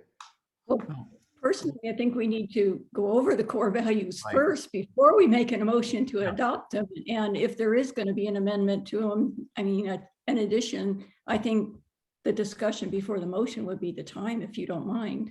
Not at all, not at all. There are two ways of doing it. That, by the way, that you've hit upon exactly the situation that we have with balancing the rules of order with the constraints of the Brown Act. Usually, if you're going really strictly by the book, you hardly ever have any discussion without a motion on the floor. But that's an environment where the participants have opportunities to work out their positions in advance. That is not a luxury that we have because we can't talk to one another other than just pairwise. And so we have to have these discussions before, and then out of these a motion arises. It's a little different procedure, but that's generally the way we've been doing things. I have no problem with that. So let's do that first. So between Director Steidel and Vice President Dean, perhaps one or the other or both of you could go ahead and present your restated core values that you'd like us to adopt. And then we'll see if what kind of discussion develops and have a motion rise out of that. Do you want to double check with District Council to make sure we're doing this the proper way? He hasn't shaken his head yet. Are we okay, Director or Mr. Carmel? You have a lot of flexibility on this item. Yeah, okay. So yes, so don't both of you speak at once, but somebody. Well, if Director Steidel doesn't mind, I'll go ahead and start. And if she has anything to add or clarify, then I would appreciate that too. Okay. So we did a lot of research with other community services district to see what was contained within their strategic plans and their core values. And we determined that we should have some descriptive statements to assist in defining what we mean by these particular core values, because everybody can interpret a single word differently. So what we did is we tried to put down core values and explanations for them that are values we commit to as a board and as a CCSD district to perform our responsibilities to the best of our ability, ethically, morally, and in the best interest of the community of which we serve. So, and we did review these at the beginning of the strategic plan workshop. Unfortunately, we didn't bring them back at the end to adopt them, but it appeared that the participants in the strategic plan were in alignment or in agreement with what we presented. So the core values that we have presented here that is in this agenda packet, the first one is safety. We diligently follow strict safety policies, procedures, and regulation to protect and keep safe our district personnel, our water and sewer services, and our community as a whole. The second one is fiscal responsibility. We manage our financial revenues in a responsible, judicious, and prudent manner to successfully sustain and protect the assets of the district while considering the community's needs. The third one is customer service. We are committed to provide exemplary services and support with a focus to the needs of the community we serve. Respect. Our interactions are undertaken ethically with honesty, integrity, and patience. Teamwork. We appreciate and recognize the qualities, abilities, and contributions of others and seek to work in collaborative ways to effectively execute the district's work. And transparency. We strive to conduct the business of the district in an open, honest, direct, and transparent manner while encouraging input and feedback from our community members. So these are the core values that we are recommending and the explanations for those core values. And if Director Steidel, if it pleases the president, if Director Steidel has something to add to that. Yes, Director Steidel. Thank you. I don't have anything additional to add to it other than to say that I do feel that putting statements association with the terms does help us understand the implications of what we're trying to communicate, not only to ourselves, but to the community as a whole. And that doesn't mean to say that we're going to get 100% on each one of these every single day with every single person, but this is what we would strive towards in trying to provide the best of what we can to the community as a whole. And I hope that the board is comfortable with the idea of taking this kind of approach and will support the approval and acceptance of these. Thanks. Thank you, Director Steidel. Okay, now we're ready. So Director Gray. Yeah, thank you, President Howell. I had a question on the both on the transition from the old core values to the restated core values. One, if we adopt these core values, the restated core values, they replace the others, right? Mm-hmm. One question I had, maybe Vice President Dean or Director Steidel can chime in on this. What was the, was there a reason, or was it simply the way things went, that integrity was dropped and teamwork was put in? Because I noticed there's 6 of them, but there's that shift. And do we want to do something in addressing the integrity core value in addition to these 6 that you have there now? All right. Okay. Before, yeah, go ahead, Vice President Dean, and then we'll go to Director Farmer. We included in integrity in the core value of respect. So we didn't eliminate integrity. We included it along with respect, because being having a sense of integrity includes being respectful. We just kind of combined it together rather than a separate one. But I think Director Steidel has a comment on that too. Okay, again, Director Steidel, sorry, Director Farmer, then as soon as we get through this little bit, we'll come back to you. Yeah, go ahead. Thank you, President Howell. Exactly what Vice President Dean had indicated was the case. I mean, we definitely took the core values and made sure that there wasn't something that was being disregarded in any way. It's just that it seemed that there was more significance to associate many elements of a core value, and the intent here was to be able to incorporate that so that we recognize that when we're practicing respect, it's because we're being ethical, honest, doing things with integrity and patience. So makes sense. Thank you. Okay, now Director Farmer, you, and then Director Gray. Thank you, President Howell. I think in all the years that I've lived here, the main comment that I hear from members of the community is that they don't trust the district and they don't trust the board to act on their behalf to the betterment of the community. And when we first endeavored to draw up the strategic plan, and we had all these items with regard to core values. I was a little bit disappointed that somehow trust wasn't adopted as one of those core values. And as I said, when in the past and still in the present, I hear from members of the community that there's a lack of trust with regard to the board, the district, the decision-making that we make, the decision-making that we have, and so forth. And therefore, I feel as if trust is an item that should be included in core values. I don't believe, maybe I need to reread all the core values here. I don't believe the word trust is incorporated there. If it is, I missed it. Mhm. Okay. Thank you, Director Farmer. Director Gray, please. Just one more question. Is this the new list intended to be as the old one, not in priority order? In other words, that was stated in the old list. Okay. Yeah. Okay, I guess the answer to that is yes. Yes, it is not in priority order. Okay. This is a question time, so it's not time for discussion, so I'll rest there. That's cool. Okay. Okay, well, I think we're ready. Let's see. Any other questions or any other points? As Director Farmer was making one point, we'll come back to, I think. Yeah, Director Steidel.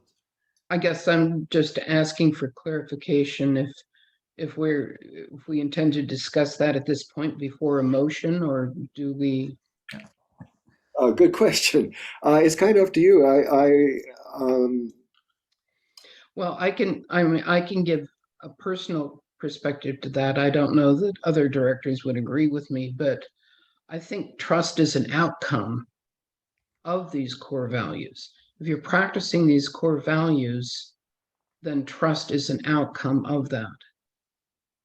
I mean, we can take every possible word that defines the interaction of people and have a list of 30 core values, but I think if we focus to the identification of things that create an environment, then we've been successful in doing that. And I think trust is an outcome of that environment. Good point. That's my personal opinion. Okay.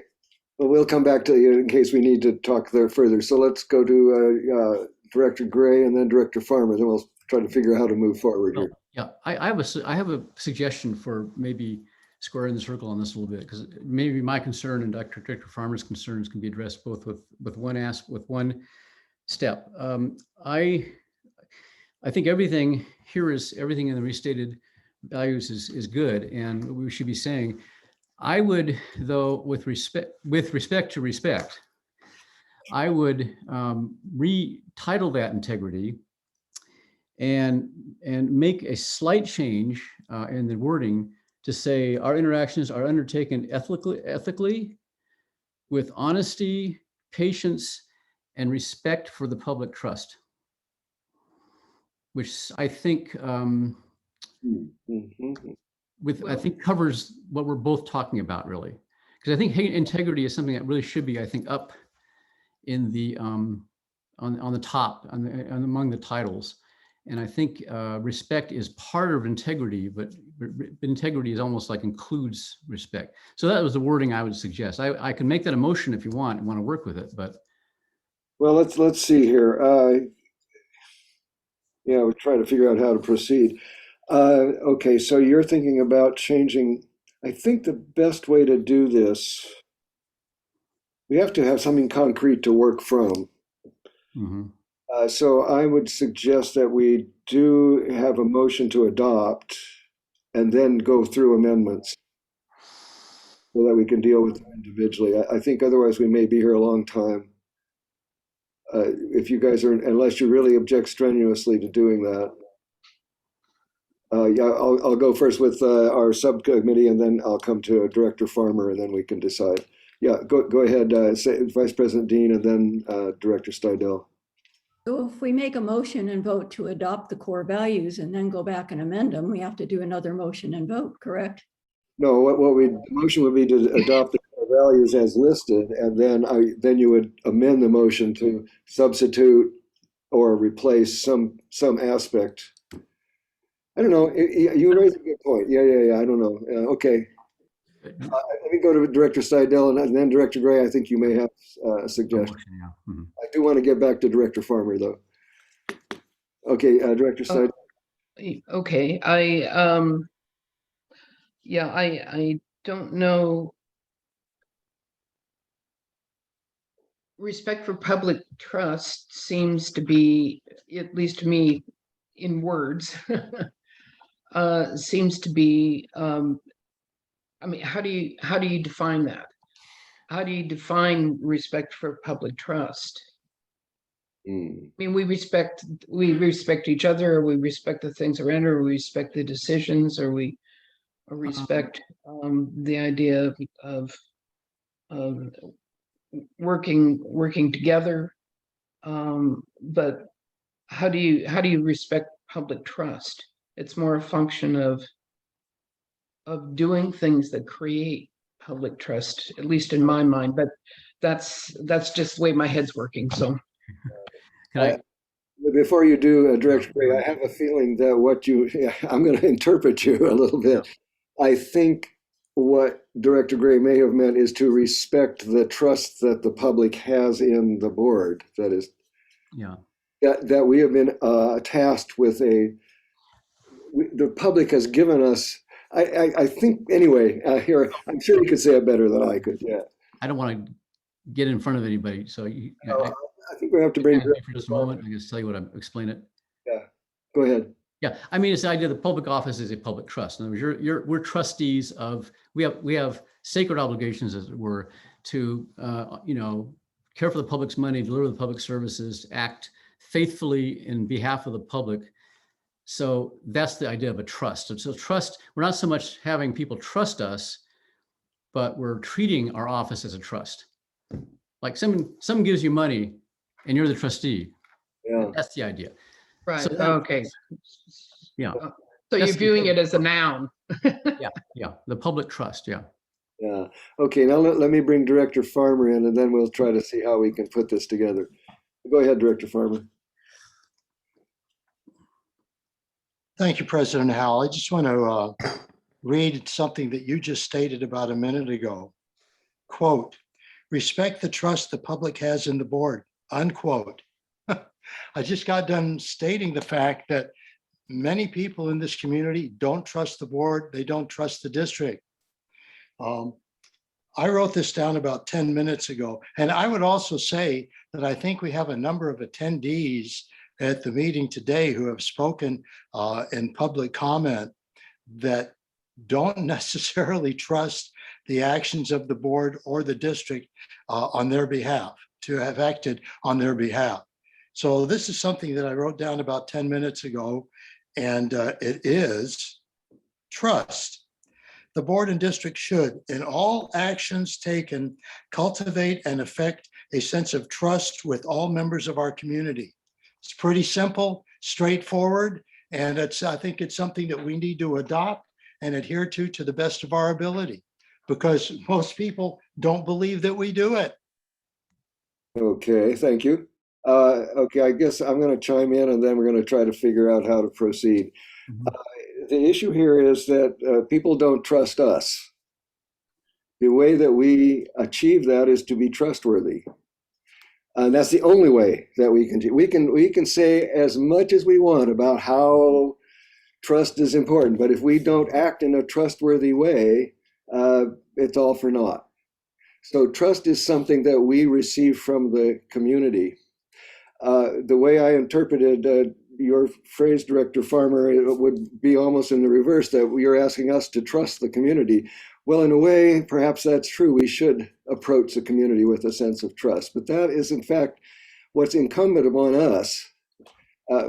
We cannot, short of being trustworthy, we have no other way of influencing how people feel towards us. If they want to continue to distrust us, there's not a thing we can do other than be trustworthy. So, and as I read these, I'm taking advantage of my position here for a minute. As I read these values, basically, if we follow everything that we said here, we would be being trustworthy. But it's up to the public will have to see that. But it's up to us to behave that way.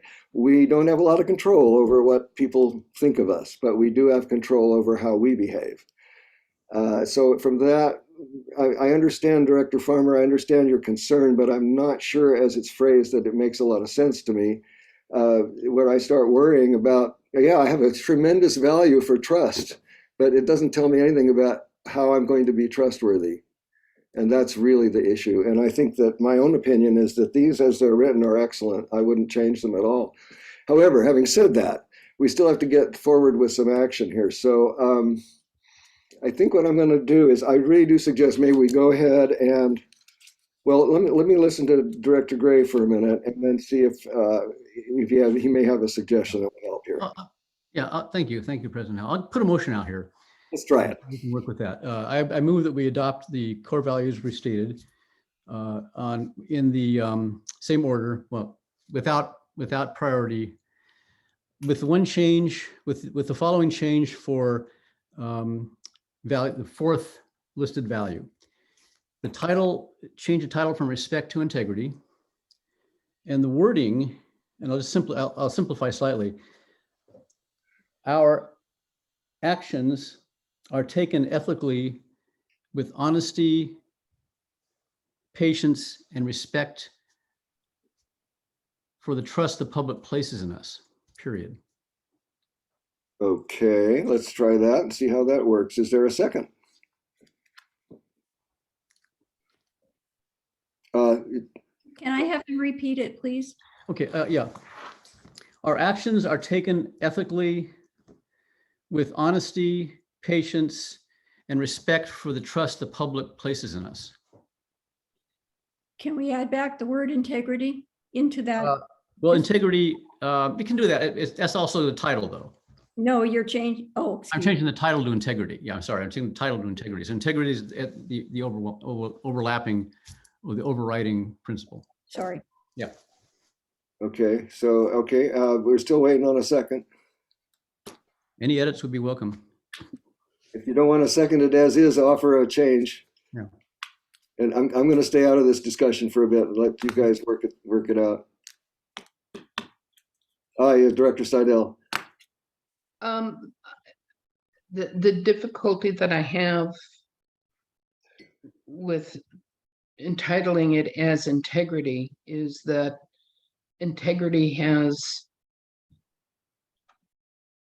much more than just these few words that are expressed here. And personal integrity is different than integrity of the board in its actions. They may overlap with one another, and then you should have personal integrity to perform those things. But the difficulty is that trust and integrity can be viewed as something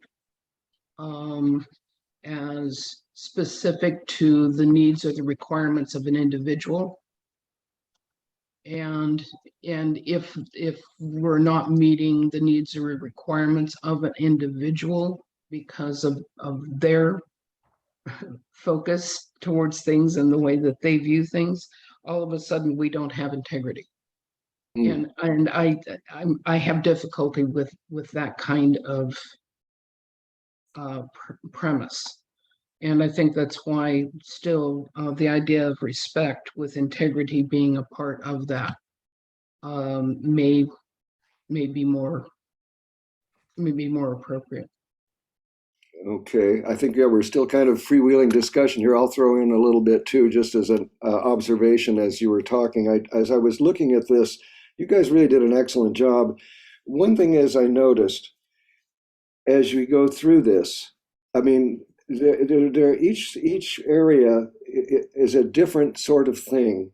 And so, and I think the current discussion is where we're kind of violating the way that these are laid out. And I think that may be part of the issue because first of all, we say we follow safety policies and procedures, and that's one thing that we do. So we value safety, and this is what we do about it. That's a whole thing all by itself.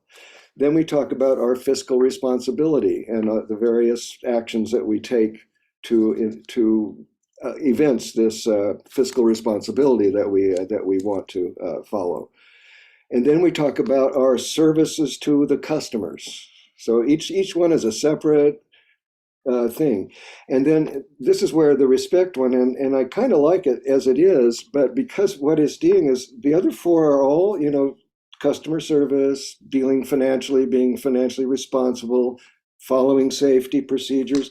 This one has to do with how we interact with both each other and with anybody else, that our interactions are taken, that we always come from a position of respect. Whoever we're dealing with, we start there. And then the next part speaks specifically to the board itself and how the board members behave towards each other beyond the issue of respecting one another. That we recognize that everybody has something to contribute and all the differences that we have and that we bring together as a board. And then the last thing, again, has to do, and this is probably directly addressing Director Farmer's thing, is that in general, the business that we do in the district, we will conduct in an open, honest, direct, and transparent manner. We will be transparent. We will be straightforward. We will not be duplicitous. So each of these is a separate area of behavior. And I kind of like that. I'm afraid that, anyway, that's why I would make an argument for probably keeping these closer to the way it's been presented here. So again, we're still looking for a second as is. I think maybe a way we can do this. I'd like to offer an amendment, see if we can get it. Wait, go ahead, Director Steidel. Well, I'm curious. I don't know if the second one was for as is. That isn't what I heard.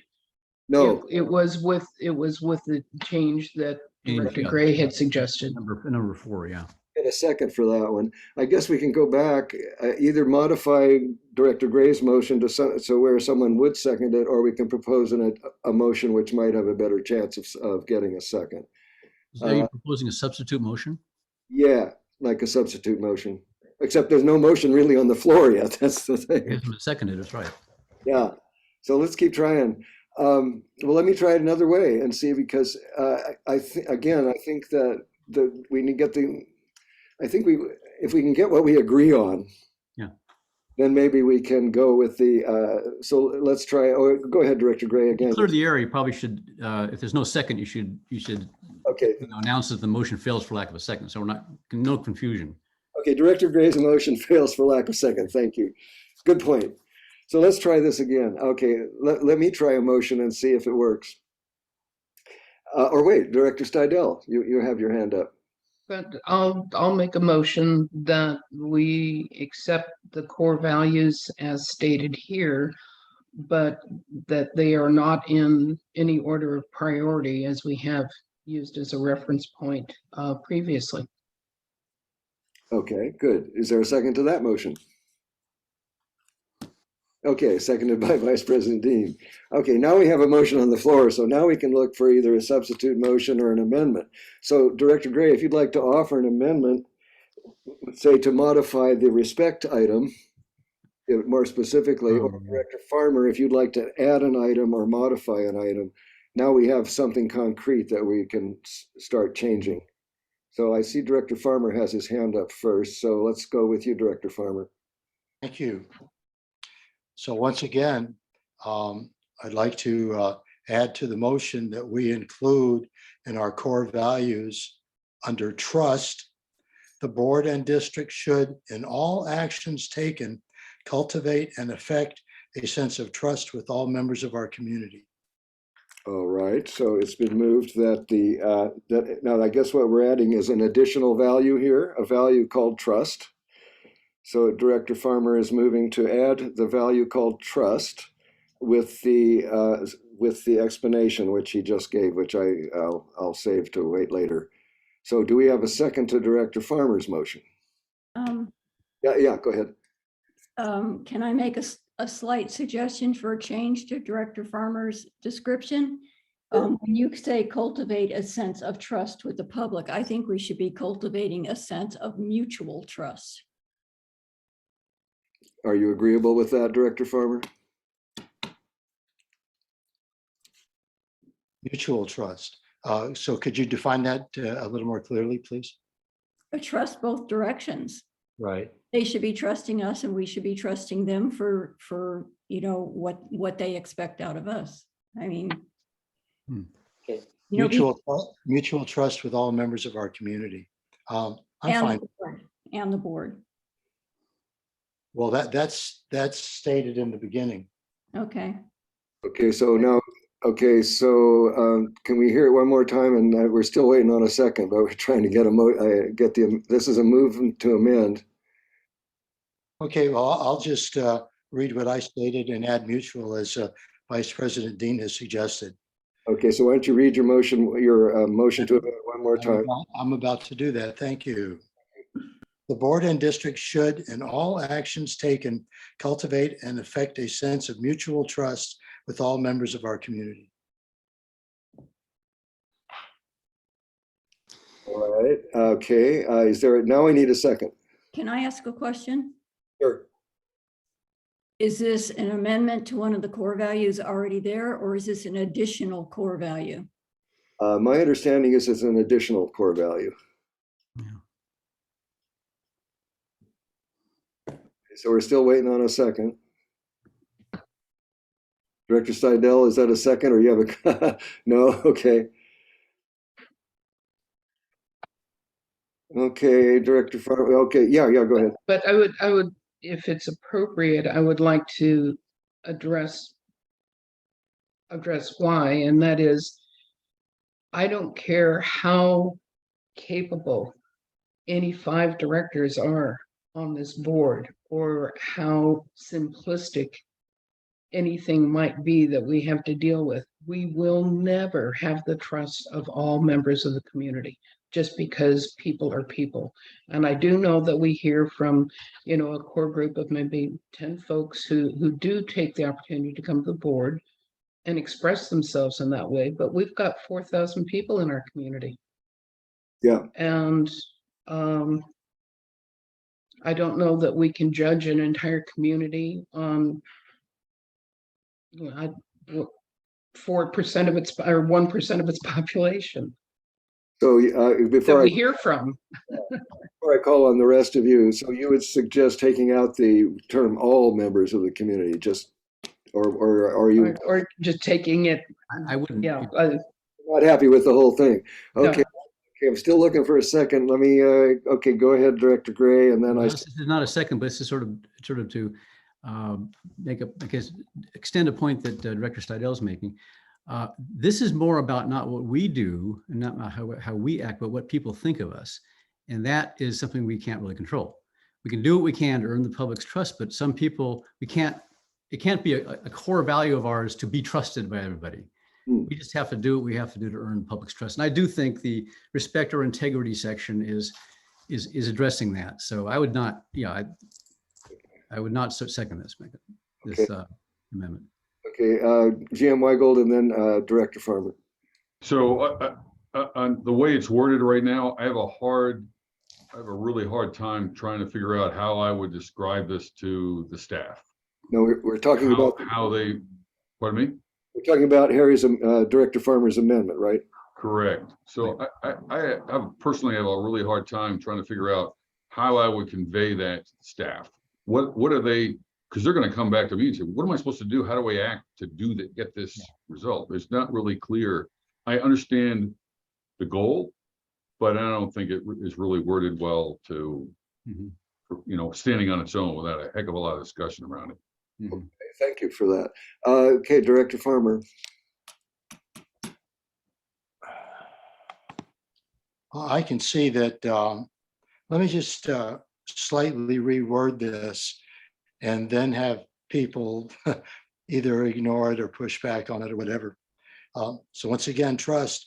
The board and district should, in all actions taken, endeavor to cultivate and affect a sense of mutual trust with all members of our community. Like I say, this is something that people have discussed with me for decades, the issue of trust.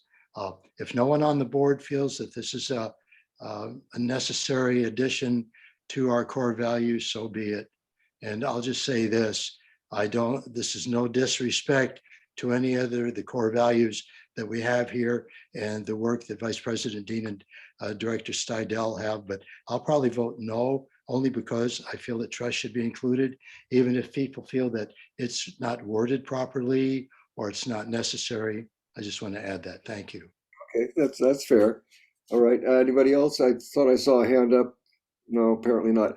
Okay, Director Farmer's motion fails for lack of second, so we're back to the original motion, which is to adopt the core values as restated, with the understanding that they are not in priority order.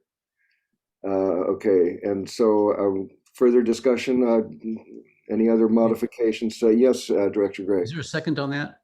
I believe there was, yeah. Trying to do this right. Okay, so I think we got a second. It's still open for amendments if anyone wishes to, yeah, and we're still open for debate. Okay, seeing no further comment, we're almost ready for the question. I'll just put the tail on this, that I think, truthfully, in this I'm trying to address Director Farmer's concern. I really do think that if we follow what we say, I think that we will have done as much as any human being can do to be trustworthy. Whether people choose to trust us, that will be up to them. And we don't have a lot of control over that. That's just the way it is. The only other thing I'd say about that, which is another reason why I'm a little reluctant to include trust at that level that we're speaking about, is I always get very suspicious of anybody that says, "Oh, trust me." It usually means that you shouldn't trust them. I mean, almost every time I've heard that, in politics or wherever, it's almost always a sign that something untrustworthy is going to happen next. So again, that's why that sort of sets my teeth on edge a little bit when we start saying, "Oh yes, we will be everybody can trust us." Okay, Director Stidel, so we do have a motion on the floor. Go ahead. I'm just going to call for the motion. Fair enough. I could call for the vote, excuse me. Yes, and I don't think we even need to move the previous question because I think we're all probably talked out. And okay, I think we're ready to vote. So Ms. Riedel, would you please call the roll? Can I get just a little bit of clarification first? On the motion that we're taking the roll call vote for, was that Director Steidel's motion and Vice President Dean's second? Yes. Thank you. So, Director Steidel? Aye. Director Steidel, aye. Vice President Dean? Aye. Vice President Dean, aye. Director Gray? Aye. Director Gray, aye. Director Farmer? No. Director Farmer, no. And President Howell? Aye. President Howell, aye. Okay, the motion passes 4-1. Director Farmer in dissent. So thank you all. Now I'm ready to move to the second part, which is to adopt the plan itself. And I think the best way to do that, you've all read it. I think maybe if anybody, is there anything that anybody thinks ought to be changed? And I think we could probably adopt it as presented in the, oh yeah, go ahead, Director Stidel.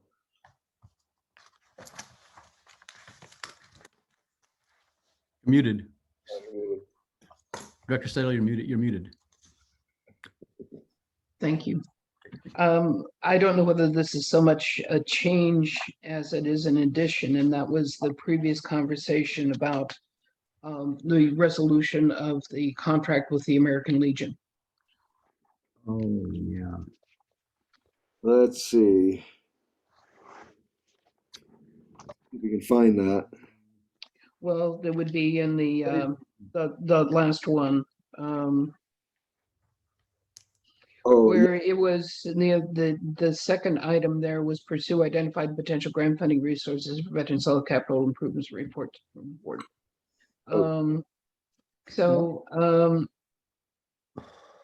We can just that was the area. Oh no, I take it back. Was there a specific area that you had referred to, Director Dean? And what area was that? I apologize. If I may, President Howell, it is objective number 4 under that same goal. let's see, it's that one. Let's see. Oh, it is on that same, okay. Although it does not say It does anything not, about yeah. the contract. There's no contract in it, no. Yeah, it doesn't say anything about the contract. Let's see here. Well, we could revise the, oh, I'm sorry. Oh, you're right, Director Seidel. We could just, and it would be in order to advise, to revise one of these things. So we just have to decide which one. GM Weigel, you got your hand up?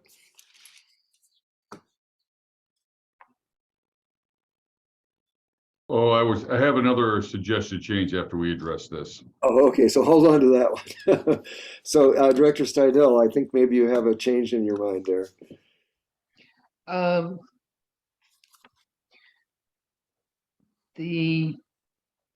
was thinking that we could revise item 4, but it doesn't really, well, it does refer to the ad hoc committee and the council. Options, it's a secondary action, but it would be and to negotiate the upcoming contract with the American Legion no later than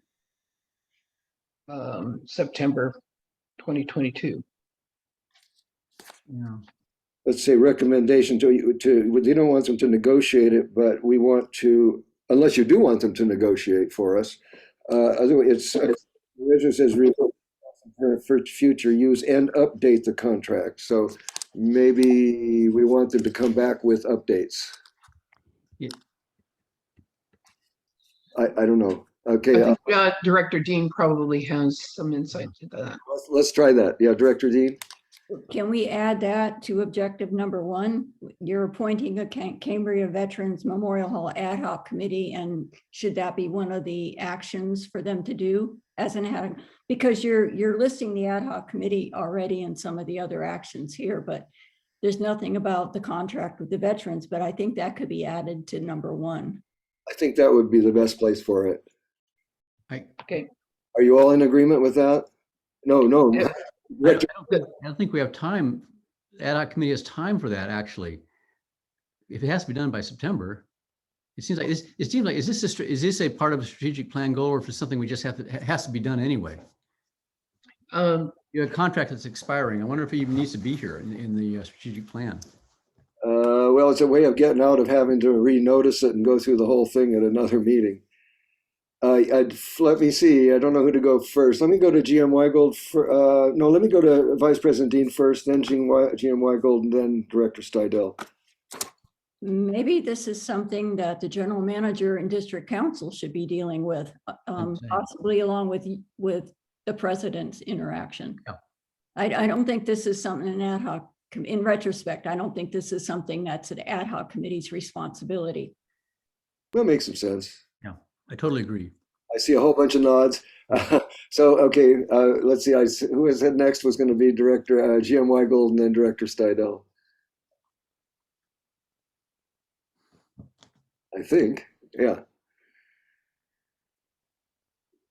So I think regarding the contract with the American Legion, we're probably going to extend that contract while we, for a short period of time while we negotiate this. And so we've got some interim measures to do. I'd just like to have the ad hoc to work with to help us think through that a little. All right. Okay, Director Steidel. Well, with that being said by the GM, I was going to say that it's it's operational and it's he and the district council and whatever actions they need to take. It isn't necessarily something that has to be an element of the strategic plan, but if he wants to be able to use the ad hoc, I don't even know if that needs to be part of the strategic plan. I mean, that's an asset available to him if he wants to be able to use that for input purposes. Mm-hmm. Right, it seems reasonable. Yeah, Director Gray. Yeah, the President Howell. The ad hoc committee, as we just constituted, has a very broad mandate, anything, basically just about anything to do with the Vets Hall management and everything. So I think that's already covered, I think, in the action we took earlier today. Oh, good. Okay. Yeah, the more that I'm thinking, and from what GM Weigel said, he has the resource he needs with you and Director Farmer. Director Farmer, go ahead. I would just like to ask a brief question of legal counsel, Mr. Carmel, if he has the memory of when the contract was renegotiated with the Legion many years ago, when Director Sanders, Mr. Sanders, was on the board, when the amount of money spent annually by the Legion, or how can I say, paid to the district by the Legion, was lowered from $1,000 a year to $1 a year. How was that particular contract adjustment negotiated? And I'm wondering if he remembers, perhaps we can go through the same process this time. Director Farmer, excuse me, I don't recall how it was negotiated. I know ultimately it went back to the board. Right. So, but I don't recall exactly. It may have been with the president and vice president during our normal agenda reviews. That's typically where it starts, but I don't have a specific memory. All right. Okay. So I think the basis, I think from this discussion, if you're all in agreement, because I think there was a motion getting started there, but I don't think we got all the way through. I think we can just go with it and assume that if GM Weigel needs to, in fact, we would encourage GM Weigel to talk with the subcommittee on these issues, I think. So it's a resource that's available. I think probably GM Weigel will be the one driving the bus, though, I think, on that particular question regarding the contract. Doesn't mean that you folks can't meet and start dealing with some of the other interesting problems with the Vets Hall or other possibilities. So having said that, any other changes to what we have here? Can we adopt it pretty much as is? Mm-hmm. I think we're good. Oh, okay. So a motion to adopt the, how should we say? A motion to adopt the strategic plan as presented, I think. Yes, GM Weigel. I just have one other requested change from the district engineer, and that is to change any reference from sewer to wastewater. Okay. Just because he feels it's a more modern reference and used in the industry. Makes sense. So, okay, so I think we can just do that. So, motion to adopt with the substitution as recommended by GM Weigel. I see Director Seidel.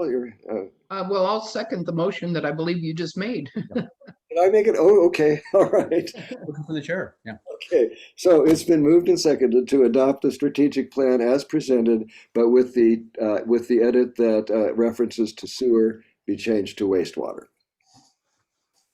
So I think we have any further discussion from anybody? We've already been to the public, so we don't need to go back there. So, okay, we're ready for the vote, Ms. Riedel. Okay. President Howell. Aye. President Howell, aye. Director Seidel. Aye.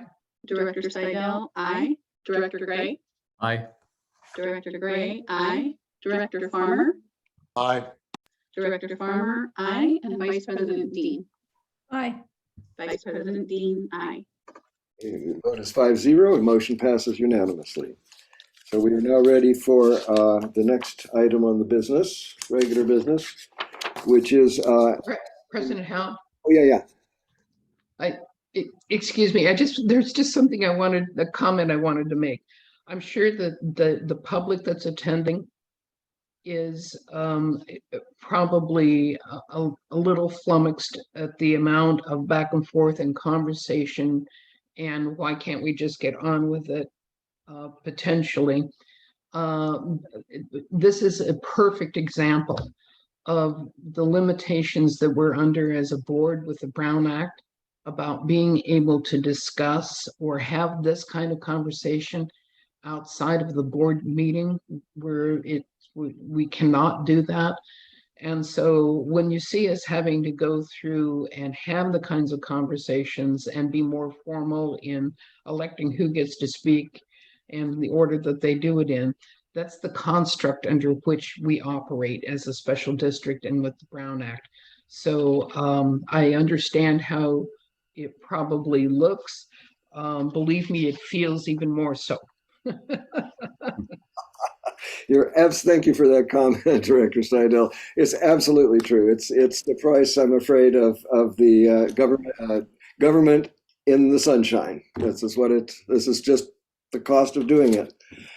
So having said that, let me see, where are we? Okay, we just finished. Did we vote? Yeah, we've passed that, and we're now ready for the next item, which is this is the one that got tabled and then removed from the table. Discussion and consideration to reestablish a board policy ad hoc committee and review and update the policy grid. So let's see, Jim Weigel, do you have anything on that one? It's not in my list here.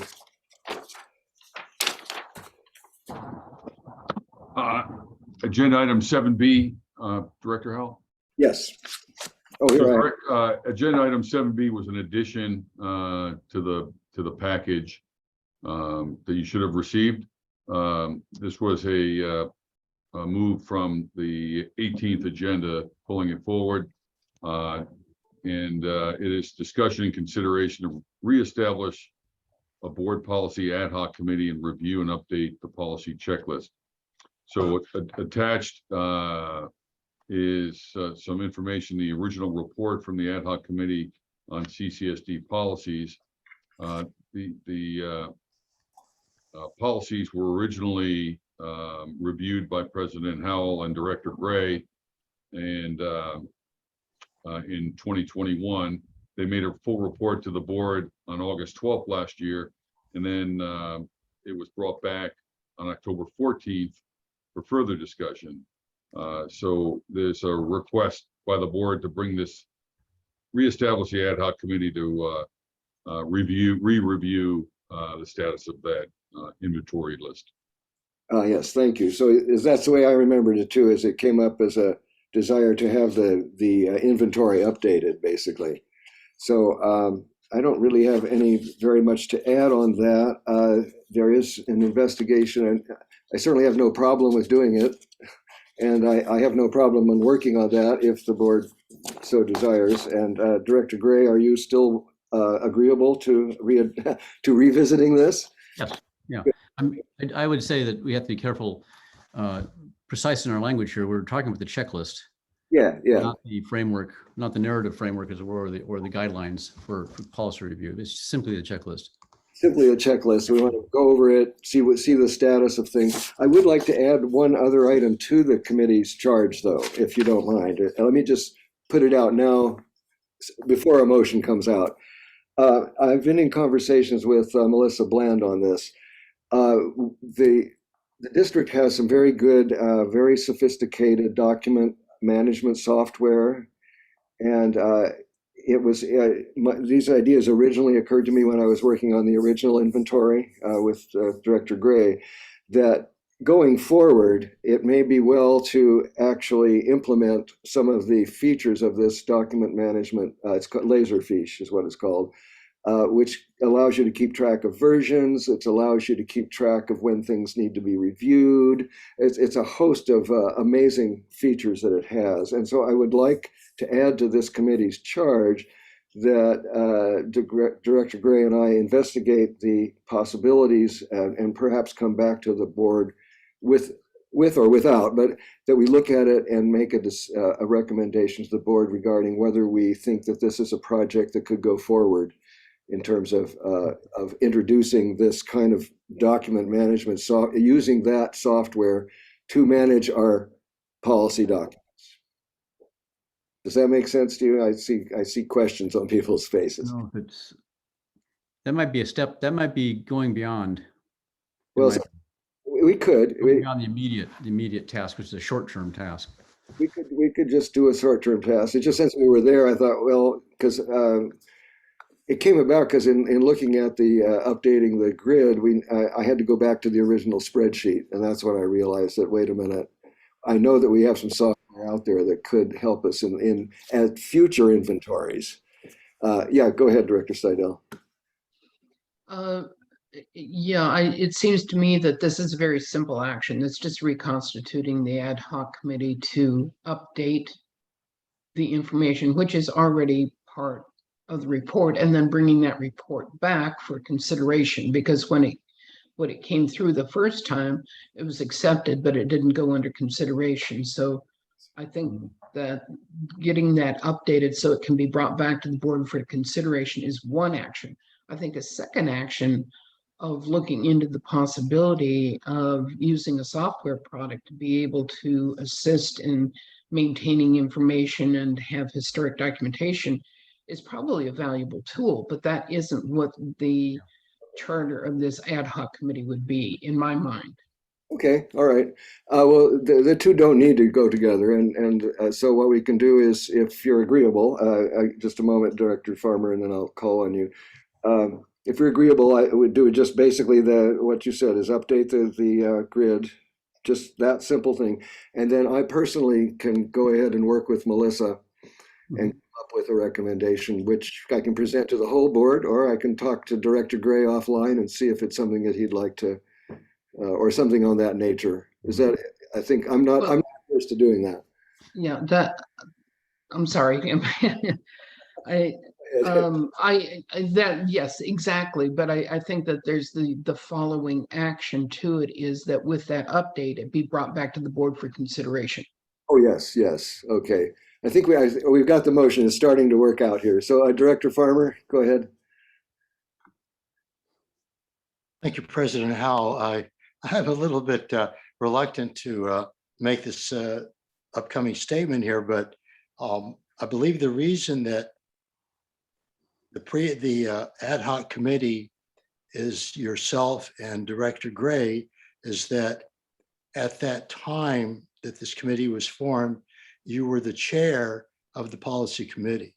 Or you asked of me once you became board president, well, you asked someone to take on the role of chair of the policy committee since you had more obligations because being president. So I volunteered to be the chair of the policy committee. So maybe I'm overstating this here, but perhaps the chair of the policy committee should be on the ad hoc committee reviewing policies.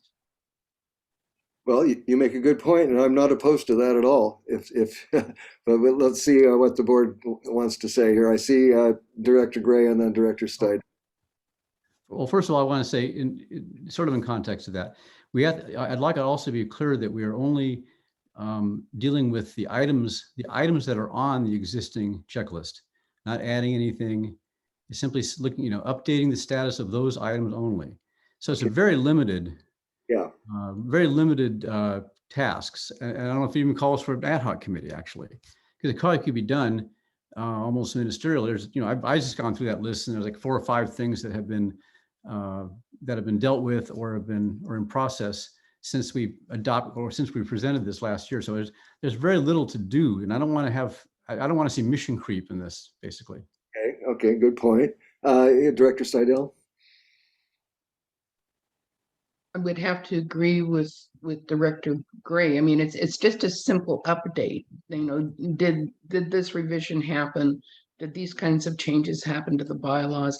It's just a matter of having a clean document to be brought back to the board because it wasn't taken to full consideration the last time it came to the board. And so it's an action that needs to be cleaned up, but it seemed illogical to bring it back unless we were dealing with the freshest data, and the freshest data would just be to update this. And I'm inclined to see the original ad hoc committee reconstituted because you're the ones that have the institutional knowledge of how the information was developed. And I think, in fact, the more important thing is that I believe, and correct me if I'm wrong, but I think at the time you mentioned that Director Gray was significantly involved in the development of that information. So I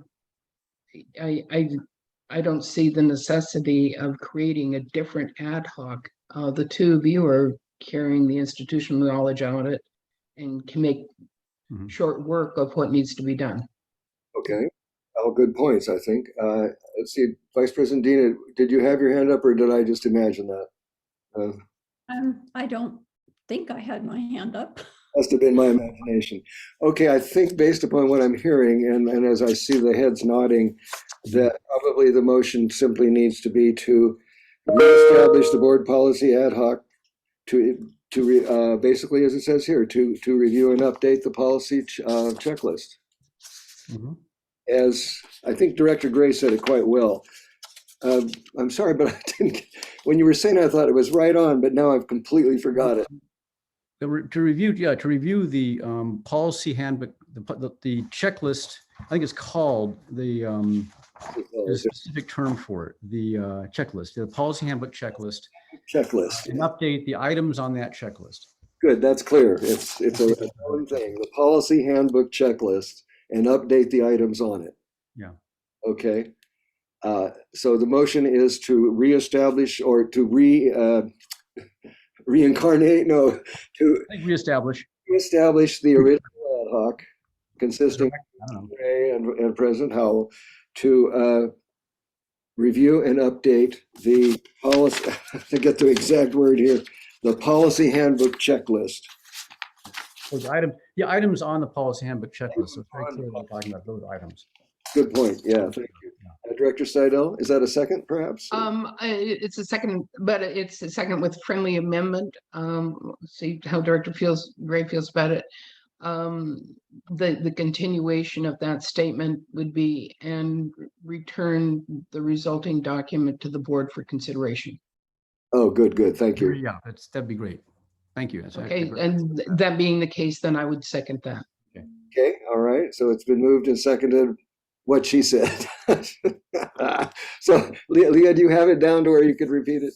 I can. Let's try that. So this is a motion to reestablish the board policy ad hoc committee of President Howell and Director Gray and review and update the status of items currently on the policy handbook checklist and bring it back to the board for consideration. Excellent. Okay. Is there further discussion on the motion? I'm going to have to go to the public here in a minute, but is anybody from the board? Okay, let's hear from the public before we take a vote.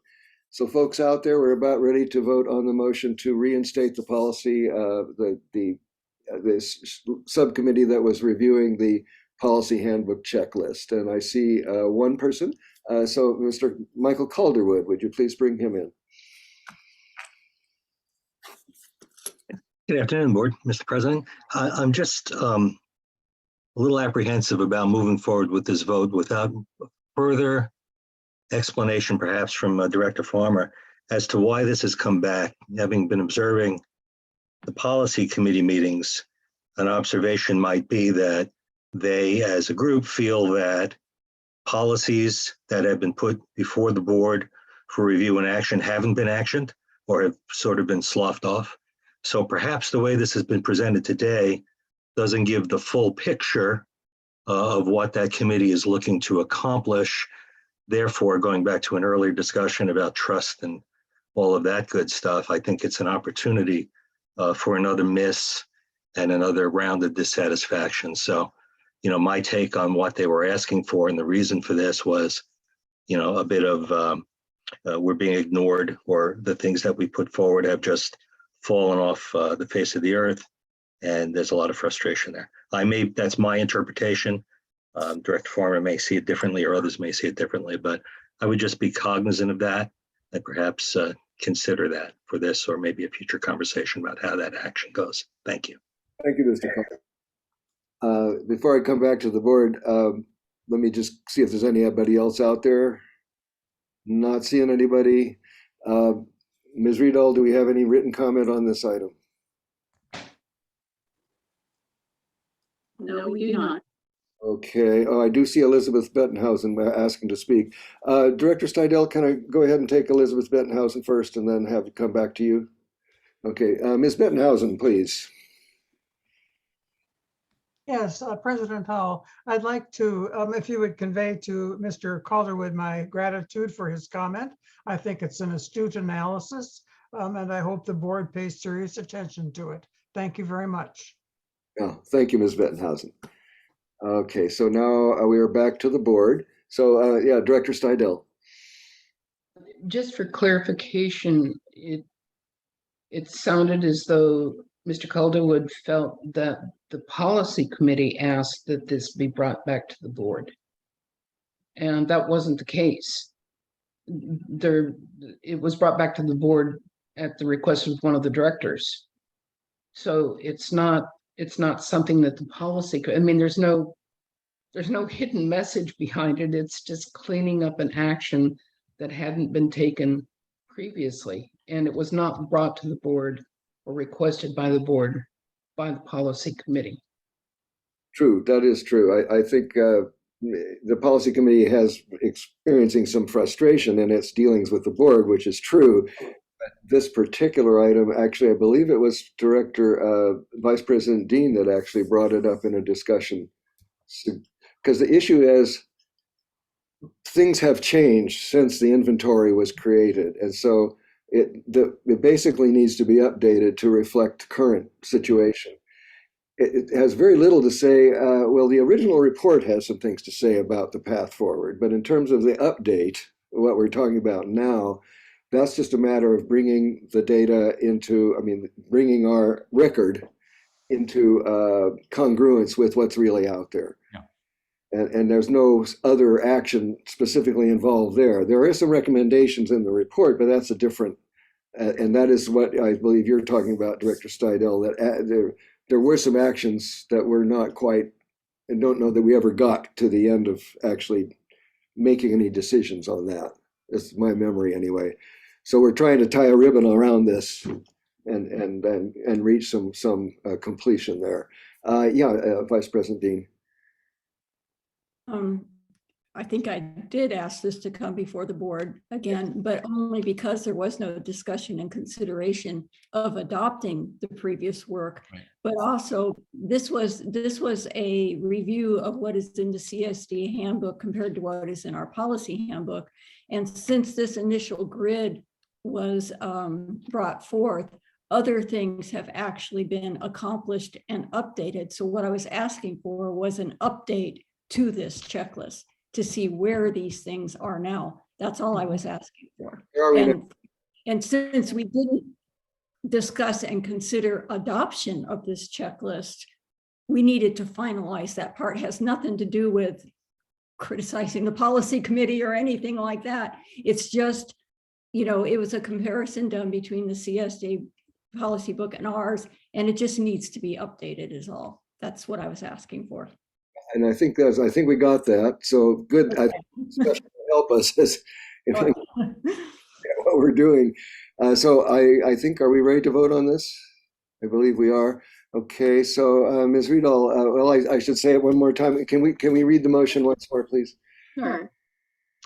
This is a motion to reestablish the board policy ad hoc committee of President Howell and Director Gray, and review and update the status of items currently on the policy handbook checklist and bring it back to the board for consideration.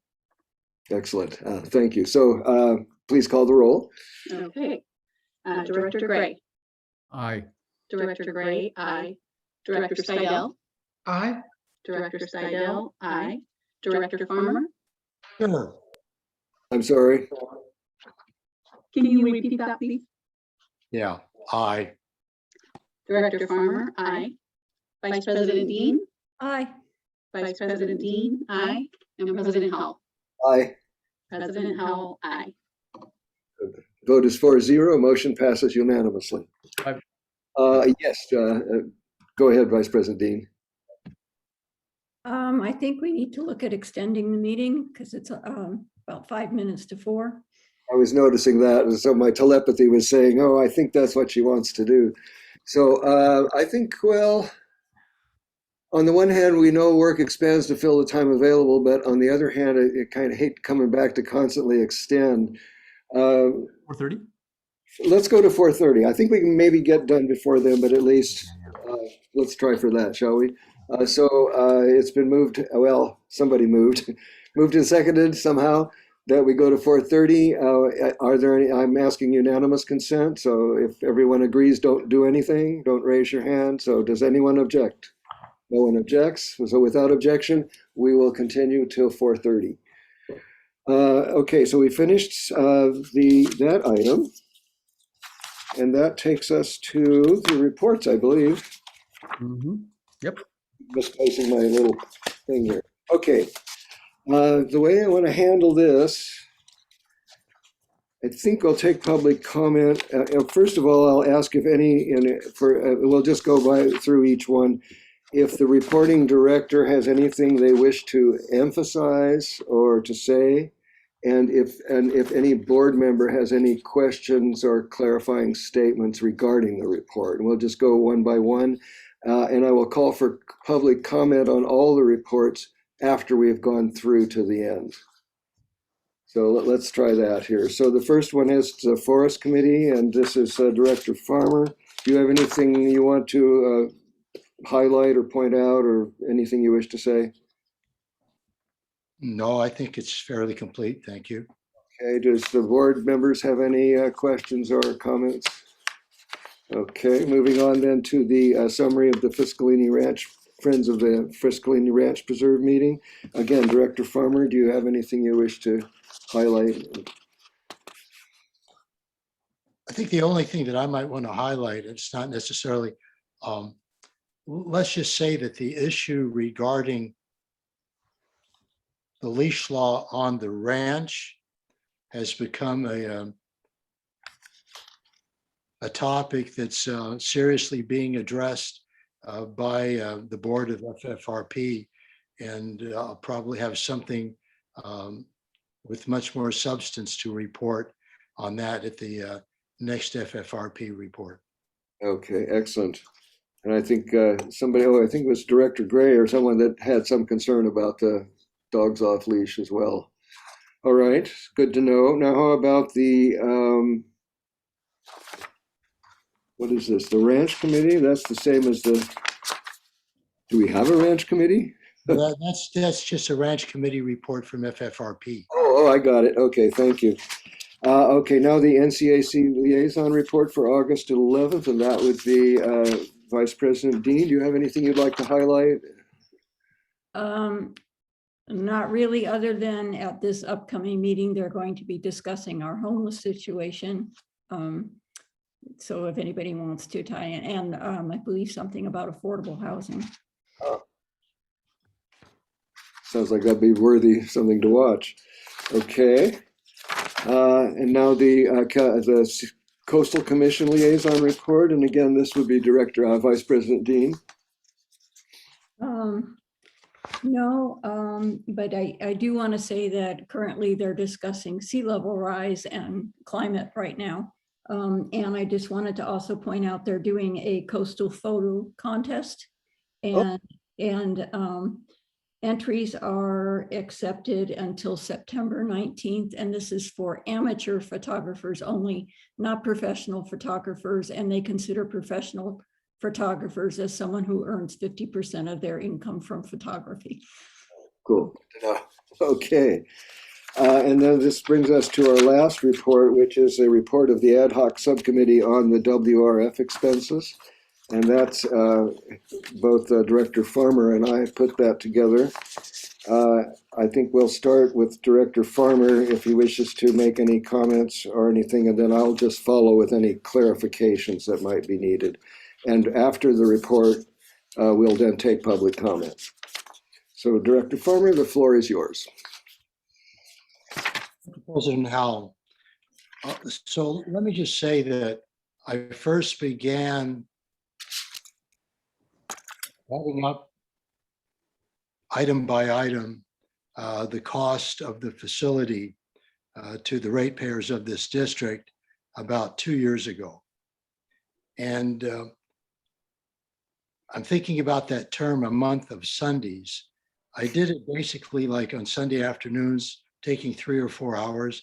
I don't remember how many Sundays it took. Let's just say during the course of this process, I realized there were times I had to kind of reevaluate the way I was, how can I say it, addressing the situation. So as a result, I realized that it was necessary not to add with regard to the loan, to only add the interest and not the principal to the amount of monies that I was adding up. So I made that adjustment at some point at the end of 2020. So that's why there's a slight difference. And you can see that. Let me see if I can get to the first page where it says yearly EWS. So it's been 4 names, by the way. Started with the Emergency Water Supply Project, the Advanced Water Treatment Plant, the Sustainable Water Facility, and now the Water Reclamation Facility. So that's why I made this change here with regard to subtotal, loan principal, land watch lawsuit, CDM lawsuit, and so forth, and came up with just under $15 million. So this is how I came up with my figures, and I believe they're pretty accurate. Okay. So And also, I have expenditures report listed here. I mean, it's fairly, self-explanatory. I added up here the expenditure reports from each month. From July of 2014, which I believe is the first time that there was an entry that had to do with the cost being attributed to, at that time, the Emergency Water Supply Project, the EWS. And like I say, it goes from July of 2014 to June of this current year.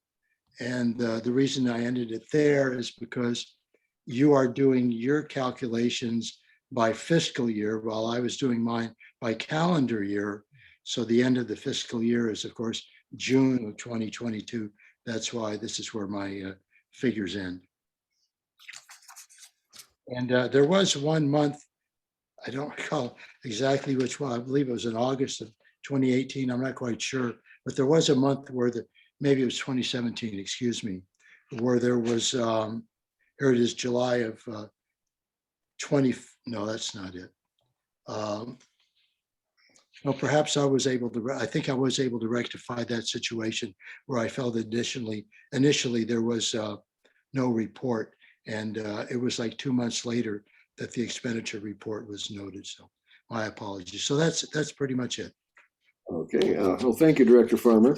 I'll just make a brief comment as to why we're doing it the way we did it. So Director Farmer basically went through all the monthly expense reports, pulling out the various items that he thought were germane.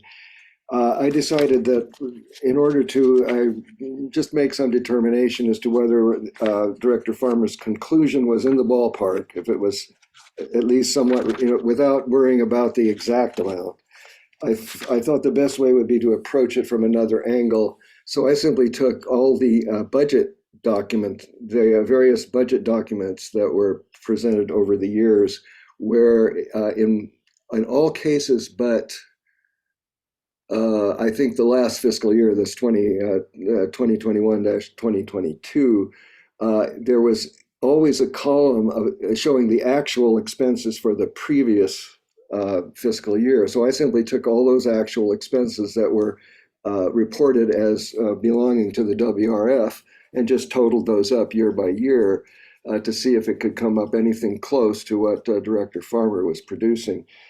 And it's very close. There is a difference of about, it looks to me like I came up with about 14 million, close to 14 million. Director Farmer came up with a number close to 15 million.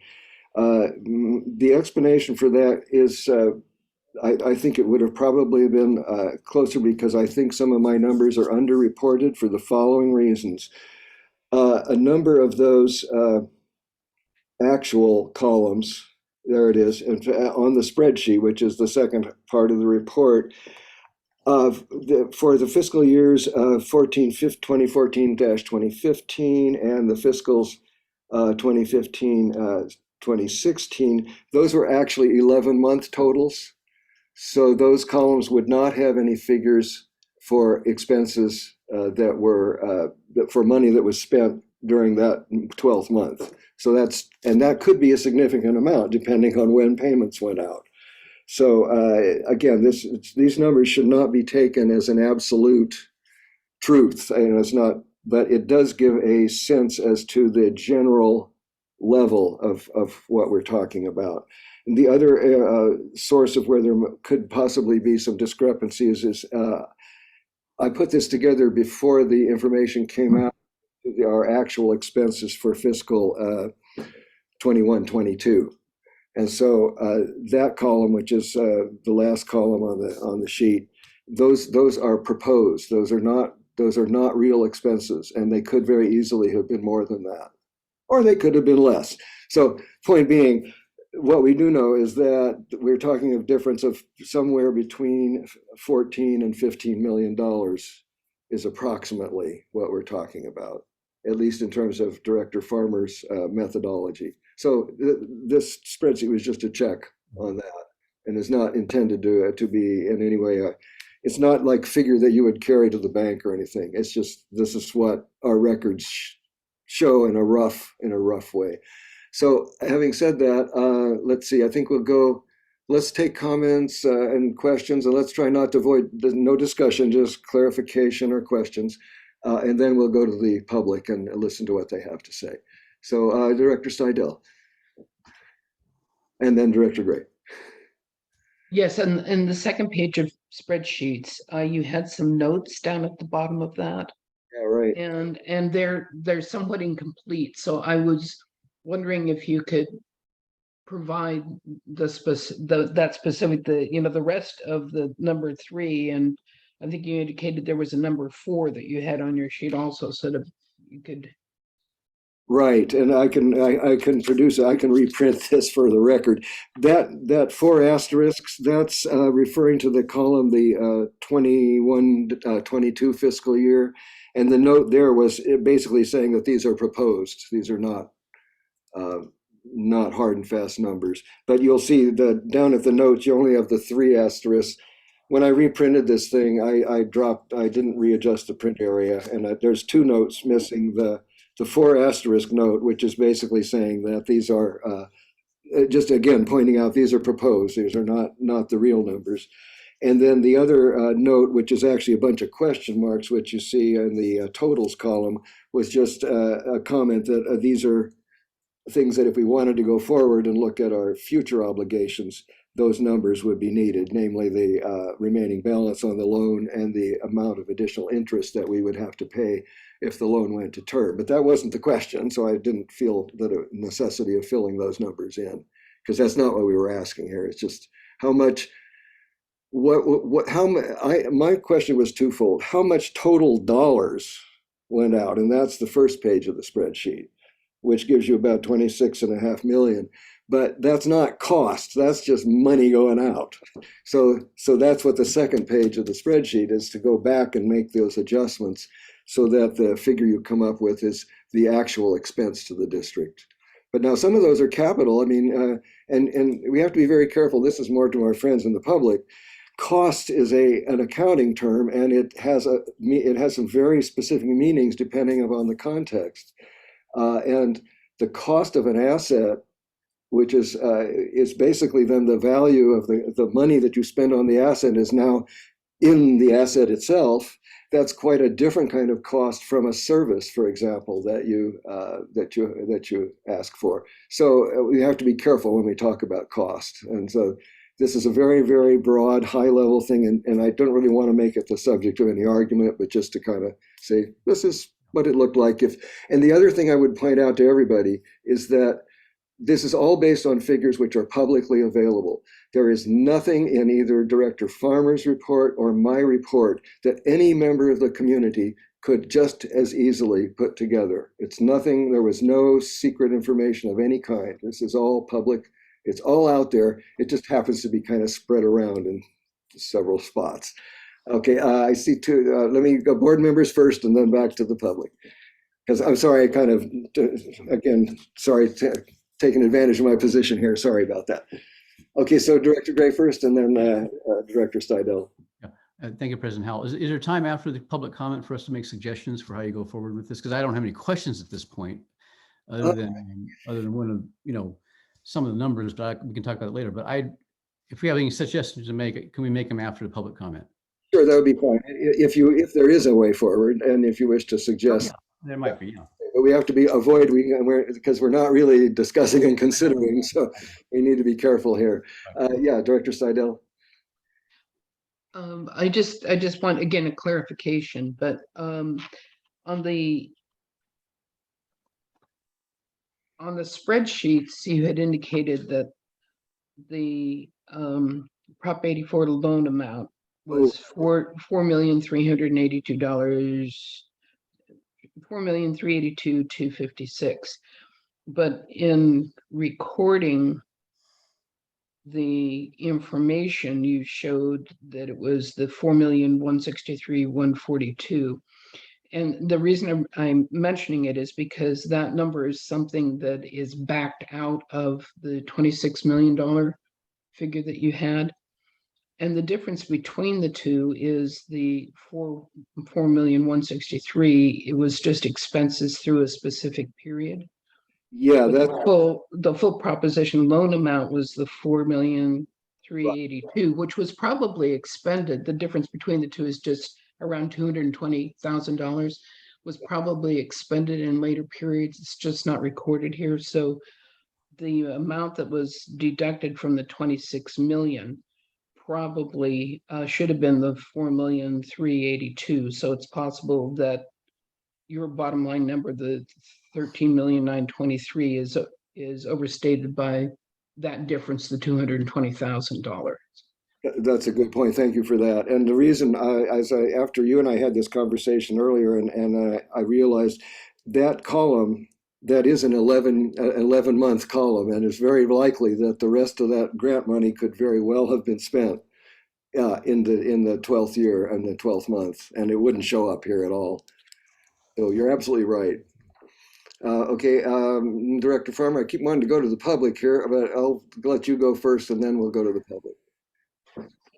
Well, actually, I was going to reference the public and something else. So before I reference the public, let me just mention that two things.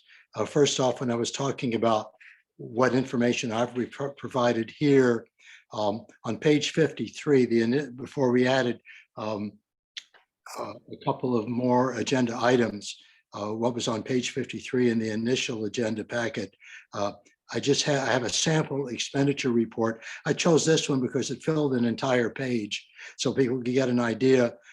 So we have the vendor, the date of the billing, the cost of the billing, what it was allocated to. In this case, everything was SWF, and then exactly or relatively a description of what it was spent on. I'll just use as an example here.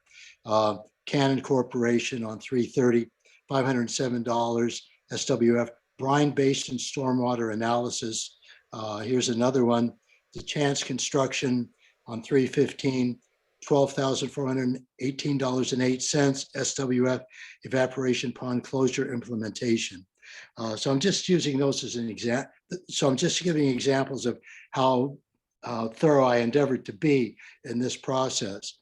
I also want to mention one thing, that when I was running in 2016, I would say the main one of the main concerns that members of the public had that they voiced to me was, how much is this facility costing us? I heard that frequently. I don't hear it as much now, but it's still a topic of discussion. I also want to mention the fact that this amount here is slightly understated, because when I got on the board, and I early on had a conversation with our then chief engineer, Bob Greshens, and I asked him, well, because I saw all of these papers in his office, and I asked him, well, where do you spend most of your time, Bob? And he said, I spent pretty much all my time on the facility, meaning at that time, the Emergency Water Supply Project, the SWF, and so forth. So his salary was over $100,000 a year.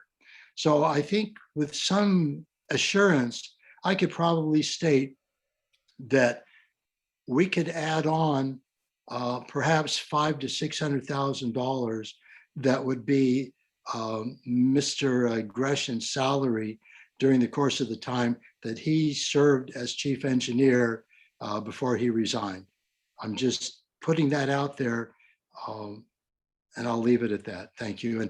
And so I was referencing the public and their concerns, and now we can go to public comment. Thank you. Right, yeah, and I'm trying to avoid discussion here as to whether it was appropriate to include an amount or not. That's, I really don't want to go there. But I know what you're saying. I know. it's a correction that needs to be made. Okay, go ahead and make the correction, but let's be very careful. If that expense had been incurred, it would have been part of the accounting of information that Director Farmer had created. So obviously that wasn't part of it. It's, you know, it goes back to the way that well, without getting into a whole discussion about financial and the allocation terms and the counting and everything else, it goes to say I think that it's probably inappropriate to have made that kind of reference for another $500,000 impact. If that was the case, it would have been recorded in expenses. I see. Okay, thank you. Okay, well, kind of as I say, let's try not to get too far down that road. There's no profit in it. Okay, let me go to the public, and then we'll come back to you all here to kind of put a cap on it. So we have Christine Heinrichs, followed by Elizabeth Bettenhausen. Thank you, President Howell and Director Farmer, for your accounting of the costs of the EWS, SWF, WRF. It's unfortunate that the rest of the board did not support requiring the professional finance staff to track and account for these costs, which is the single most expensive project ever purchased by the district. I applaud you for being willing to wade into the snarled finances that surround this project. Both of you reached similar final estimates. President Howell's careful accounting tracks $26 million in total costs, partially offset to reduce the net amount from Cambria ratepayers. Nevertheless, the money to pay those additional costs came from someone, and someone got that money. $26 million changed hands. That's a big financial commitment for a community of fewer than 6,000 people. That debt could have been applied to water and wastewater infrastructure, avoiding the current pressure for a $12 million bond issue. Other expenses, especially the administrative costs, which continue, are not included in these totals. The project continues to cost the district millions. Several lot owners have referenced this project in their comments. I urge them to direct their questions to General Manager Weigold and Utilities Manager Dienzo as to why this project sits idle without even an application for a permanent CDP yet completed. The claim that the plant can produce 250 acre-feet of water is a fantasy. General Manager Weigold and Utilities Manager Dienzo promise again that this year they will be able to complete the application for a coastal development permit. It's been 8 years. That long time raises questions. Did the district ever intend to apply for a CDP? I too await the resolution of this expensive, complicated project. Thank you. Thank you, Ms. Heinrichs. Okay, Elizabeth Bettenhausen, followed by Scott Anderson. Thank you, President Howell. I tread into this on tiptoe because I'm defending my history and my character. Unfortunately, many of you realize what I'm going to talk about now. I can tell by the smile on Director Steidel's face that as the chair of the Finance Committee, she recollects my frequent comments. But I want to raise just this. I'm not talking about anything other than the note on page 56 with the 3 stars or 4, depending upon which version of my unfortunate eyes I've been using.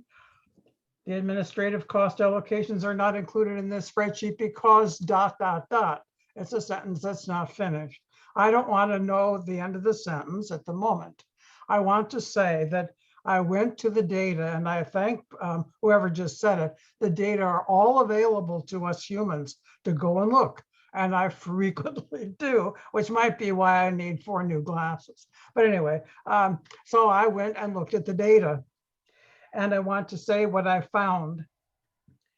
The expense of administrative cost allocation for the WRF fund and WRF capital, or SWF, the name. Just over the past 4 years, the annual cost has more than doubled for this item, from $585,742 in fiscal year 18-19 to $1,882,527 in 21-22 fiscal year. Budgeted for this current fiscal year is, and that's a $1,243,180. Those are all in the budgets that we can read. Now, I don't have anything before fiscal year 18-19, and I'm not using now, and because it's not been spent yet, the fiscal year 1 million plus for the current one. We haven't spent it yet, so I'm not using it. What I want to say is that the total cost to us ratepayers, no matter whether it was paid with property tax or with the whole revised history of administrative cost allocation and which budget line it comes from, and whether I'm saying that we ratepayers have, for this one item, not yet included in the total from either President Howell or Director Farmer, whom I also thank mightily for your work. But the final total is more than, that's already been spent on this project, more than $5 million. That's in addition to what's the numbers that are given here. Now, I'm not asking, friends, that you get, directors, that you get into a big discussion now about the merits of where the allocation is or the criteria by which the allocation is made, etc. That's not my point. My point is simply that there's a major cost we've already incurred of more than $5 million, and probably considerably more given all the years that we have spent on this project. I will send this information to you in an email about my comments today, and I ask that it be included in the official record of the meeting.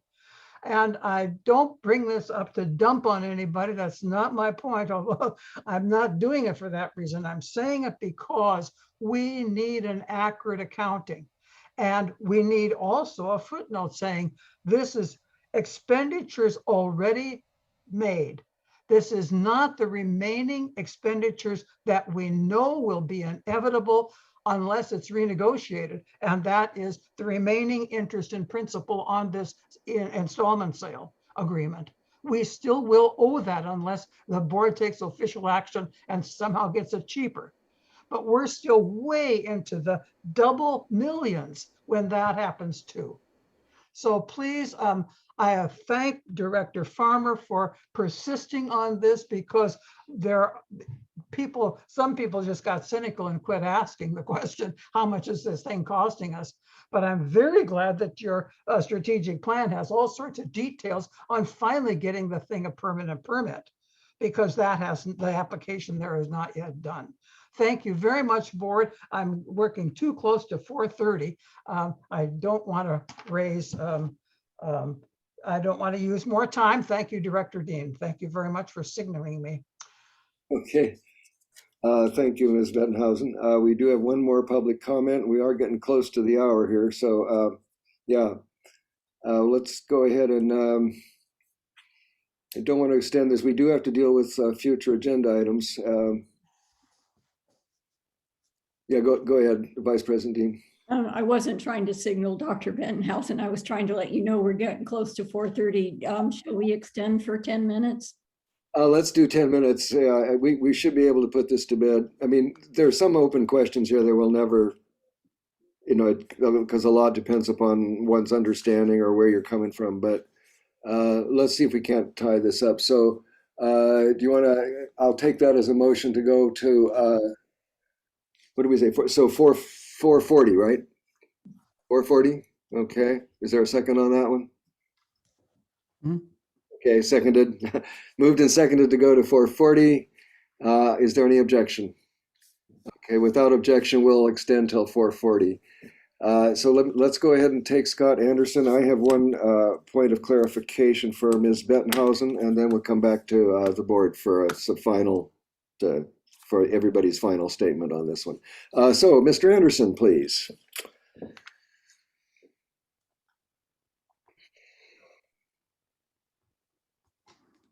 Sorry about that. I had difficulty figuring out how to unmute. First of all, I want to say thank you to both you and Director Farmer for following through on a commitment. I think it was made a year or 18 months ago. So I deeply appreciate it. And I have asked you about it several times during these meetings. And so thank you for doing that to both of you. You know, I'm going to come at this from a slightly different angle. First, I'll say I absolutely agree with everything Christine Heydrich said. She took the words right out of my mouth and said them better. So I won't elaborate any more on that. What I did find an interesting connection between your earlier conversation, both at the ethics conversation you had a couple of weeks ago and your conversation earlier today about values, and the discussion about trust and honesty and all that. So I'll just say this, when an organization has a multi-year, like a decade-long project and is unable or unwilling to share the cost of it, and it exceeds by many times the annual budget of the town, it raises the specter of honesty. It just has to. It raises the specter of competency. How can an organization not know what they've spent over the course of a decade on the biggest project they've ever done? It just boggles the mind. So anyway, I think it ties in with your communication objective, which is, this is a very simple question. It's not there's no nefarious intent or anything else. People want to know what the biggest project their town has undertaken has cost.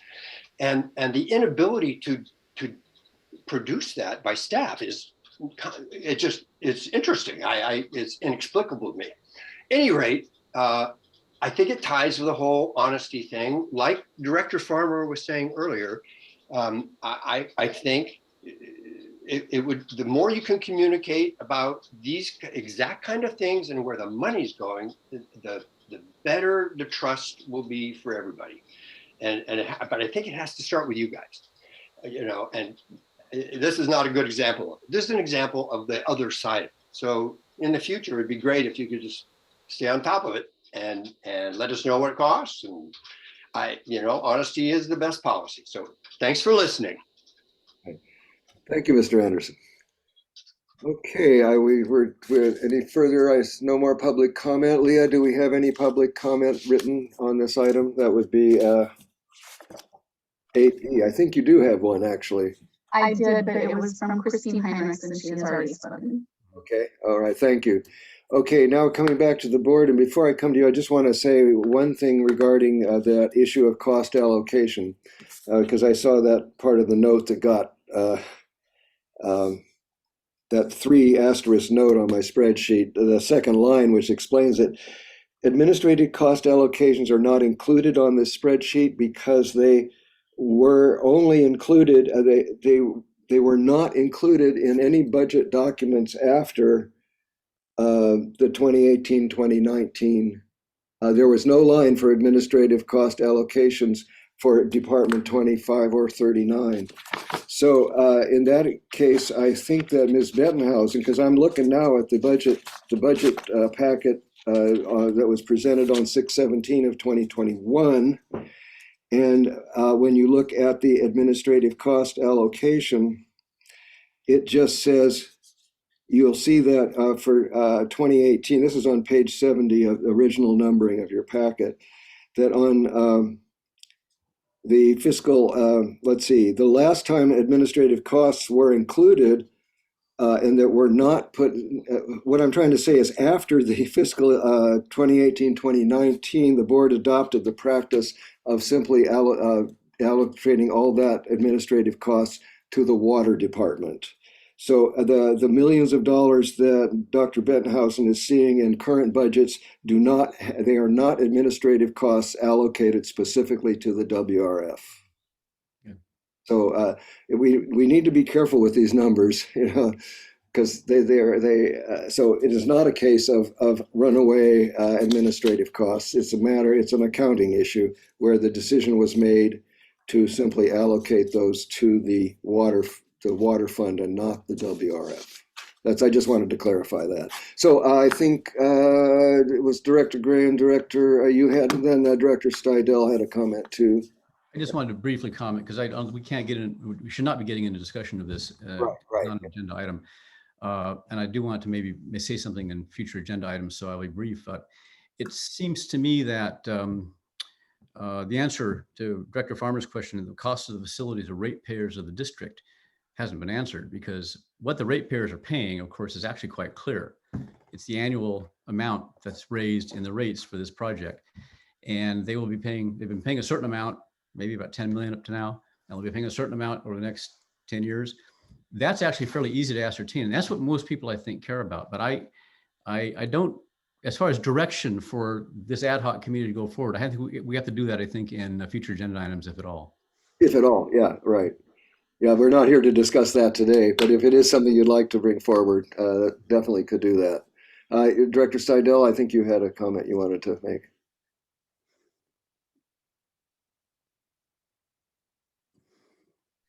Yeah, it actually had to do with something very similar to what Director Gray had just outlined. I mean, we mention this on a regular basis, but sometimes it slips the awareness for folks. We don't use property taxes for our utilities. It's illegal for us to do that. We have dedicated resource that the revenue flow, and that's all generated through rates. So the idea that using the monies and the way that we do has precluded the ability to do something with the fire department, no. We're talking about a segregation of the way that monies are used. It's commonly referred to as different colors of money, which is just what it is. There's a general fund, and then there are the utilities, and the utilities revenues come only from the rates. Very, very good point. It doesn't hurt to say that over and over. It's so easily forgotten. Okay, anyone else want to make a final comment on this? Okay. All right. I was going to say something more, but at this point, and I'm looking at the clock, I think it's more important for us to give full attention to the future agenda items. So I think we can leave this topic at this point, unless the board members wish to agendize something for future discussion. So we are now ready then for the last item of business, which is future agenda items. So let's see. I guess. Yeah, go ahead. Go ahead. Follow up my comment from the previous item. I would suggest, and I don't know if we need this vote on or anything like that, but to come back with an agenda item that gives the this ad hoc committee on the cost of the SWF some further clarification of what we're looking for, and that might a figure, give them a way maybe to come down with a figure that actually says what the true cost to the public is, and it's basically make it a charge for the ad hoc committee going forward. Okay, I've written that down. Okay, yes, Ms. Riedel, you have your hand up. Yes, just quickly, I mentioned to you during the break that there was another comment, written comment coming in. I'm going to turn my speaker down. Give me just one moment. I apologize. Okay, can you hear me okay? This item really pertains to water staging, and next week we have on our agenda the stage 3. So I'm thinking I'll just push it and we'll bring it up then. Perfect. And it's a comment from Lori Slater. Thank you very much. Thank 'Cause you. if you read it now, we'll all forget about it between. Right. Oh, no, I think it's far better, and I'm sure Ms. Slater would be happy for you to save that for the next meeting. Okay, good. Thank you for that.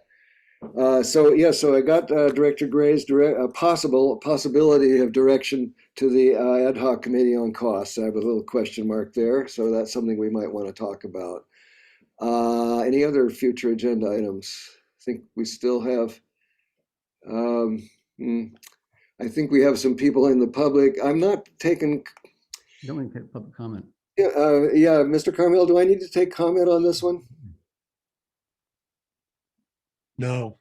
Okay, I'm sorry, guys. I'll tell you though, there is, we do have and I know Mr. Dudzik has seen it because he's used it. We do have a page on our spreadsheet where you can ask for items to come before us. So I encourage you to go to the website. If you do have a future agenda item for us, go to the website and you will find, and if you have trouble finding it, an email to perhaps GM Weigold asking direction would be in order.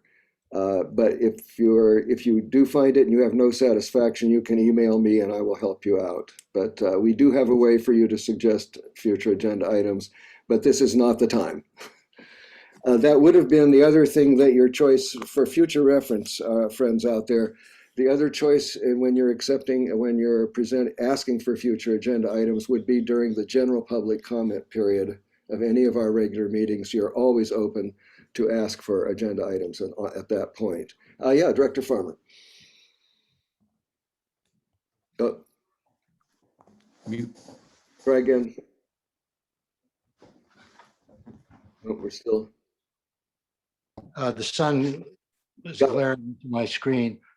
I just wanted to thank the folks that spoke earlier, the folks on the water wait list. You know, it's probably one of the most controversial issues in this community. And I just wanted to thank the folks that attended, spoke their mind, presented their case, some with the creativity and imagination and thoughtfulness. And I just wanted to let folks know that all of us were listening. I personally was listening and can understand your concerns, your sense of frustration. And I just wanted to let you know that I heard what you said. And I'll just leave it at that for right now. Okay, thank you. Thank you, Director Farmer. And yes, I think that went with, I'm glad that you brought that up. That's very good. Any other, we're almost ready. The witching hour is approaching. Anybody?